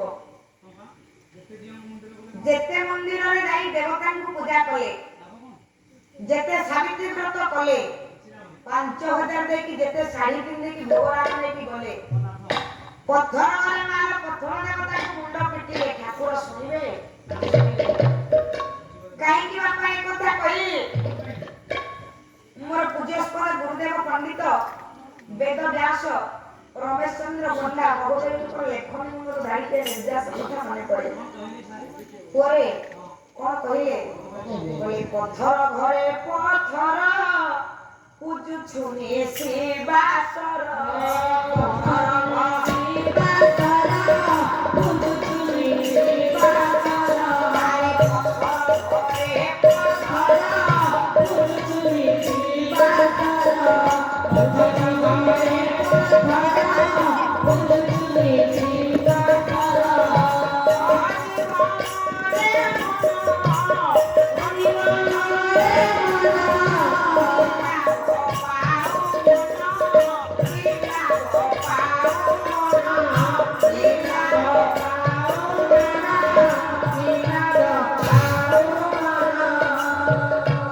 ପଥର ଘରେ ପଥର ପୂଜୁଛୁ ଶିବାସର ରାତି ପାଇଲେ ପଥରଟା ନିର୍ମାଣ ହଉଛି ମନ୍ଦିରଟା କୋଉଥିରେ ନା ପଥର ଘରେ ପଥର ଦେବତାକୁ ବସେଇଛି ବାପା କିଏ ମଣିଷ ମାନେ ବସେଇଛନ୍ତି ଠାକୁରଙ୍କ ପ୍ରତି ଯେତେ ସେବା ପୂଜା କରନ୍ତୁ ଗୁରୁଜନଙ୍କ ପ୍ରତି ସେବା ପୂଜା ନାହିଁ ବାପ ମାଙ୍କ ପ୍ରତି ସେବା ପୂଜା ନାହିଁ ଶାଶୁ ଶ୍ୱଶୁରଙ୍କ ପ୍ରତି ଶ୍ରଦ୍ଧା ନାହିଁ, ଗୁରୁ ଗୁରୁଜନଙ୍କ ପ୍ରତି ଶ୍ରଦ୍ଧା ନାହିଁ, ବାପା ମାଙ୍କୁ ସେବା ନାହିଁ।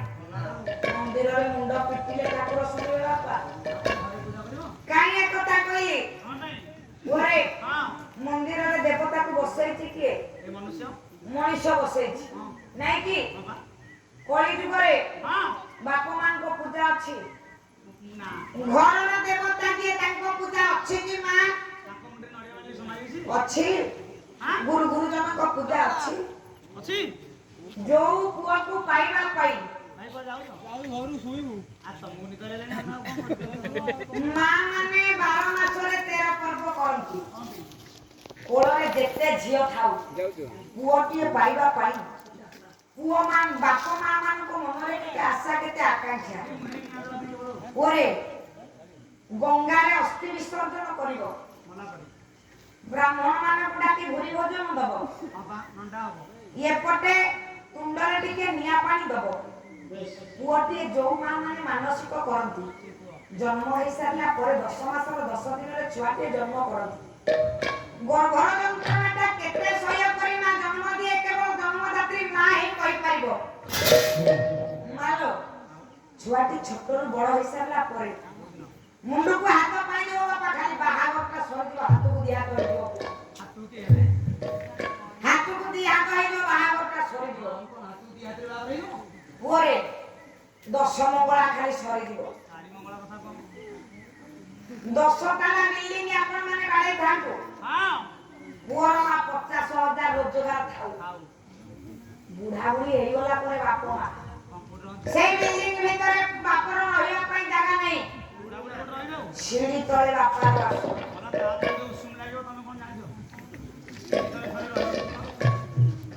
ଚୁଟି ପାଚି ଗଲାଣି, ଦାନ୍ତ ପାଟି ଖସି ଗଲାଣି, ପାଟି ପାତୁଆ ହେଇଗଲାଣି, ବାପ ପାଟିକି କିଛି ସ୍ୱାଦ ଲାଗୁନି। ବାପ ସିঁଢି ତଳେ ବସିଛି, ଆପଣ ମାନଙ୍କର ମାଲିକ ଆପଣ କହେ ବାପା। ପଞ୍ଚ ସଖା ମାନଙ୍କ ଭିତରୁ ଜଣେ ସଖା ହେଲେ ଅଚ୍ୟୁତାନନ୍ଦ ମହାପୁରୁଷ। ଭବିଷ୍ୟତ ମାଲିକାରେ ଧାଇଟିଏ କଲମ କଲେ, କଣ କହିଲେ? କହିଲେ କୁକୁର ପିଇବ କ୍ଷୀର ବାଛୁରୀ, ବାଛୁରୀ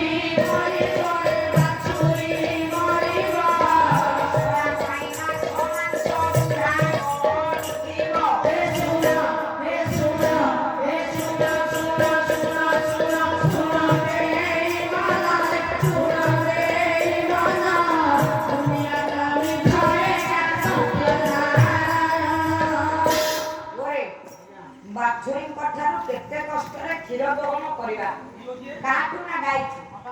ପିଇବା କଥା କିଏ? ବାଛୁରୀ। ବାଛୁରୀ ତୁଣ୍ଡରେ ଟିକେ ନାହିଁ, ସେଇ କ୍ଷୀରକୁ ନେଇକି ଆଜ୍ଞା ବିକ୍ରି କରିବା ବଜାରରେ। ଆଜିକାଲିର ଯୋଉ ଆଲସିଆସିଆନ କୁକୁର ସବୁ ବାହାରିଛି, କୁକୁରଙ୍କ ତୁଣ୍ଡରେ ନା କେମିତି ଦେବେ? ବଡ ଲୋକିଆ ମାନଙ୍କ କଥା, କୁକୁର ମାନେ ଶୋଇବା ପାଇଁ ସ୍ୱତନ୍ତ୍ର ସେଜ, ପରେ ଶଳା ପାଇଁ ମାଛ ବୁଢା କରୁଥିବ। ଦେଖିଲେ ତ ମା, ବୁଢା ବାପା ସିঁଢି ତଳେ ବସିଛି, ପାଟିକି କିଛି ରୁଚୁନି, ଡାକିଲା ସେଦିନ ପୁଅକୁ, ଗଲା ସନ୍ତରେ କାହିଁକି ଡାକିଲୁ? ଏମିତି ସମ୍ମାନ ଦଉଛି ସତ୍ୟରେ। କୁଆଡେ ଯାଉଛୁ?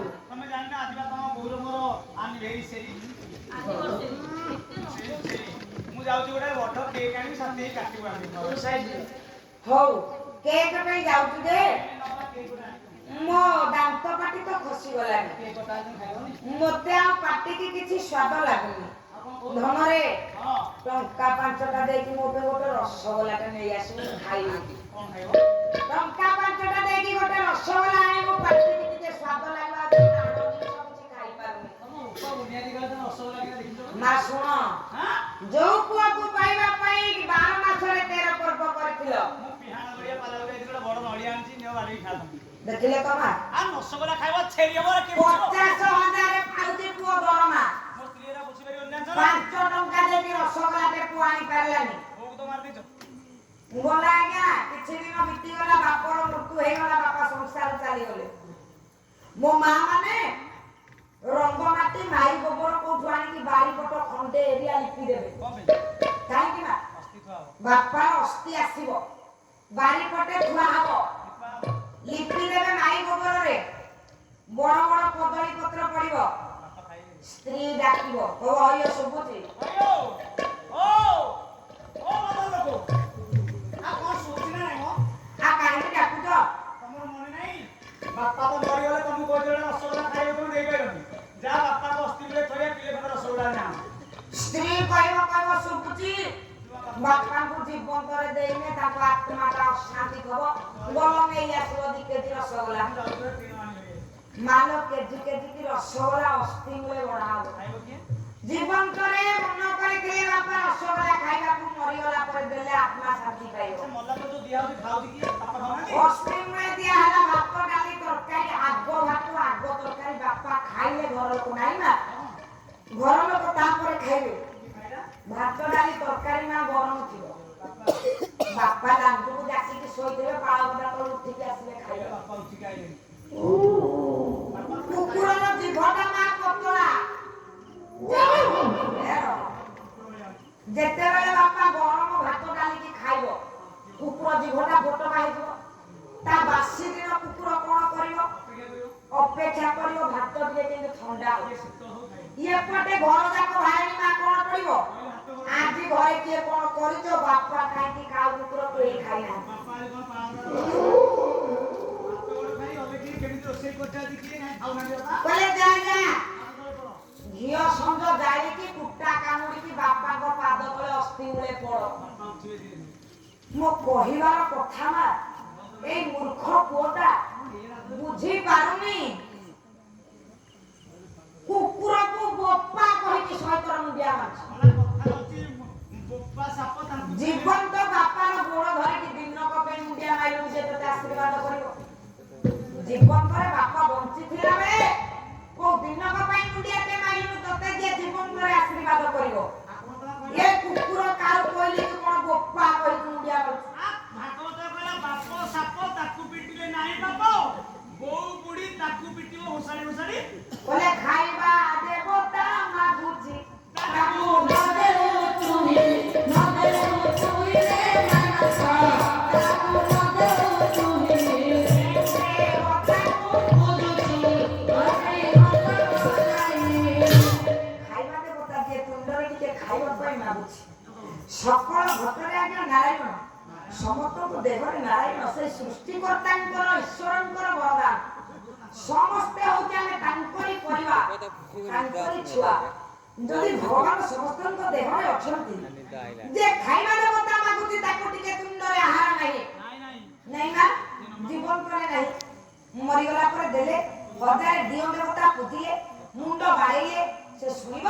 କେବେ ଶୁଣିବନି ଲୋ ମା। ସେଦିନ ସ୍ୱାମୀଙ୍କର ଚରଣରେ ରୁକ୍ମିଣୀକୁ ଦେଇଦେଲେ, କହିଲେ ସ୍ୱାମୀ, ସ୍ୱାମୀଙ୍କ ଚରଣରେ ମୋର ଚିତ୍ତ, ସ୍ୱାମୀଙ୍କୁ ଛାଡ଼ିଦେଲେ ମୋର ଅନ୍ୟ ଗତି ନାହିଁ। ମାଲ ସେଠୁ ଫେରି ଆସିଲେ ଦ୍ୱାରବାଟୀ କଟକରେ, ନାରଦଙ୍କ ପାଖରେ କୃଷ୍ଣ ପହଞ୍ଚିଲେ।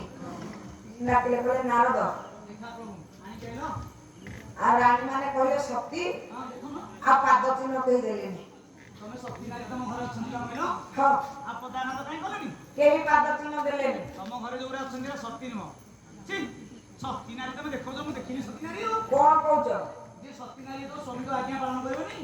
ହଁ ଦେଖେ ଆଜିକାଲି ନାରୀ କହିବ। ନାରଦ କହିଲେ, ପ୍ରଭୁ କାହାକୁ ନୟନ ଠାରିକି ଆଇଲ, ହଁ କାହାକୁ ବେଦିରୁ ଉଠେଇକି ଆଇଲ, ଜାଣିଲ ତମେ କାହାକୁ ହାତ ଧରିକି ବାହା ହେଇଥିଲେ ସତୀ ହେବେ? କୋଉ ଗୋଟିଏ ସତୀ ଏ ଯୋଉ ପାଟରାଣୀ ବୋଲେଇଛି ରୁକ୍ମିଣୀ, ସେ ସତୀ, ରୁକ୍ମିଣୀ ସତୀ। ସେ ମା ସତୀ। ଇନ୍ଦିବର ସୁନ୍ଦରକୁ ଅନନ୍ତରେ ଛପେଇକି ରଖିଥିଲା, ଯେତେବେଳେ ଦିଅ ମଙ୍ଗୁଳେଇବାକୁ ଗଲ, ତାଙ୍କୁ ଉଠେଇ ନେଲା। କଣ କଲ? ଚିଠି ପତ୍ରଟିଏ ଲେଖିଦେଲ ରୁକ୍ମିଣୀଙ୍କର ପୁରକୁ। ହଁ ହରି ହରି ନେଲା ହରିଣୀ ନେତ୍ରୀ, ହାତକୁ ଧରିକି 6ରେ ହସୁଛୁ। ହଉ ନାରଦ, ମୋ ରାଣୀ ମାନେ ସତୀ ନୁହନ୍ତି, ମତେ କିଛି ଦିନ ସମୟ ଦିଅ। ତମକୁ କିଛି ଦିନ ସମୟ ଦେଲେ ପ୍ରଭୁ 21 ଦିନ ସମୟ ଦଉଛି। ସତୀ ନାରୀର ପଦାଘାତଟା ନ ନେଲା ପର୍ଯ୍ୟନ୍ତ ତମେ ପାପରୁ ମୁକ୍ତି ହେଇପାରିବନି। ବାପା 21 ଦିନ ସମୟ ମାଗିନେଲେ। 21 ଦିନ ସମୟ ମାଗିନେବା ପରେ ଭଗବାନ କୃଷ୍ଣ ଚିନ୍ତା କଲେ, କୋଉଠୁ ଗୋଟେ ସତୀ ନାରୀର ପାଦ ଚିହ୍ନ ବକ୍ଷସ୍ଥଳେ ଜାଣିଲେ 85 ନର୍କକୁଣ୍ଡରୁ ଉଦ୍ଧାର ପାଇବେ। ଦରିଦ୍ର ସୁଦାମା ବ୍ରାହ୍ମଣ କଥା ବାପା ମନେ ପଡିଗଲା। ଏପଟେ ପରେ ଦିନେ ଖାଇଲେ ପାଞ୍ଚ ଦିନ ଉପବାସ ରୁହନ୍ତି ସୁଦାମା ବ୍ରାହ୍ମଣର ଘରେ। ଗରିବଟା ଏମିତି ଏକ ଦୁଃଖଦାୟକ ଜୀବନ, ଦରିଦ୍ରଟା ଏମିତି ଏକ ଦୁଃଖଦାୟକ ଜୀବନ। ମା ଆଜିକାଲି କଳିଯୁଗରେ ଆଉ ଗରିବ କେହି ନାହାନ୍ତି। ମା କାହିଁକି ଏ କଥା କହୁଛି, ବିଲ ତଳକୁ ଗଡ଼ିଗଲେ ମା ଟଙ୍କା 5 ମୂଳ ଲାଗିଲେ। ଆଜିକାଲି ଆଉ ଆଜ୍ଞା ଗରିବ ଅଛି ନାହିଁ। ଗରିବଟା ଏମିତି ଏକ ଦୁଃଖଦାୟକ ଜିନିଷ, କୁଆଡ଼େ ଯେ ଅନୁଭବୀ କହିବ ଅନୁଭବର କଥା। ସେଦିନ ଦରିଦ୍ର ସୁଦାମା ବ୍ରାହ୍ମଣ ଚିନ୍ତା କରୁଛି, କହିଲା ଦିନେ ଭିକ୍ଷା କରିକି ଆସିଲେ 5 ପ୍ରାଣୀ କୁଟୁମ୍ବ ମୋର 5 ଦିନ ଚୁଲି ମୋର ଉପବାସ ରହୁଛି। ଛୁଆମାନଙ୍କ ମୁଖରେ ଟିକେ ଆହାର ଦେବା ପାଇଁ, ତୁଣ୍ଡରେ ଟିକେ ଦେବା ପାଇଁ ଦାନା ପାଇଁ କିଛି ନାହିଁ। ସୁମତି କହୁଛି ସ୍ୱାମୀ ପ୍ରଭୁଙ୍କର ନାମକୁ ଗାଅ, ମନା କରୁନି। ପ୍ରଭୁଙ୍କର ନାମକୁ ଜପମାଳି କରି ଯଦି ତୁମେ ସବୁଦିନ ଗାଇବ ମୋ ପିଲାମାନଙ୍କ ମୁଖରେ ମୁଁ କଣ ଦେବି? ସୁମତି ବିଧାତାକୁ ନିନ୍ଦା କରିଲେ, କହିଲେ ପ୍ରଭୁ ଗରିବ ଘରେ ଜନ୍ମ ଦେବାଟା ହଉଛି ଗୋଟେ ଅଭିଶପ୍ତ ଜୀବନ। ଏଇ 5 ପ୍ରାଣୀ କୁଟୁମ୍ବଙ୍କର 5 ପ୍ରାଣୀ ପିଲାଙ୍କର ମୁଖରେ ଟିକେ ଆହାର ଦେବା ପାଇଁ ମୋ ପାଖରେ କିଛି ନାହିଁ। ମାଲ ଆପଣମାନଙ୍କର ଛୁଆ, କୋଳରେ ଛୁଆଟିଏ ଧରିଛ, ଛୁଆଟି ଯଦି 2 ଘଣ୍ଟା ପାଇଁ ଦାଣ୍ଡରେ କୁଆଡ଼େ ଖେଳୁଛି, ମୋ ମା ମାନଙ୍କ ମନରେ କେତେ ପ୍ରକାର ପାପ ଚିନ୍ତା ଆସିବ। ମୋ ପିଲାଟି କଣ ଖାଇଛି କଣ ନ ଖାଇଛି। ମା କେବଳ ଜାଣିବ ଛୁଆର ମନ କଥା। ଛୁଆ ଯଦି 3 ଘଣ୍ଟା 2 ଘଣ୍ଟା କୁଆଡ଼େ ଖେଳି ବୁଲିବାକୁ ଗଲା, ମା ଚିନ୍ତା କରିବ, କହିବ ମୋ ଛୁଆଟା କୁଆଡ଼େ ଯାଇଛି, କାହିଁ ଖାଇନି, କୋଉଠି ଝୁଙ୍କିକି ପଡ଼ିଗଲେ କାଲି ପଣତରେ ଧୂଳିଟା ଟିକେ ଝାଡ଼ି ଦଉଥିବ। ମାର ମନ କଥାଟା କେତେ ଯେ ଗହନ କଥା, ମା କେବଳ ସେଇ କଥା ବୁଝିପାରିବ। ଛୁଆଟା ଯଦି ଦିନେରୁ 5 ଦିନ ଉପବାସ ରହିବ, ମାର ମନ କେବେ ବୁଝିବ ଲୋ ମା?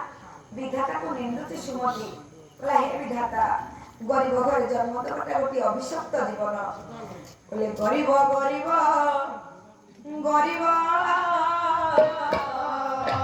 ଜନନୀ ଜନ୍ମନ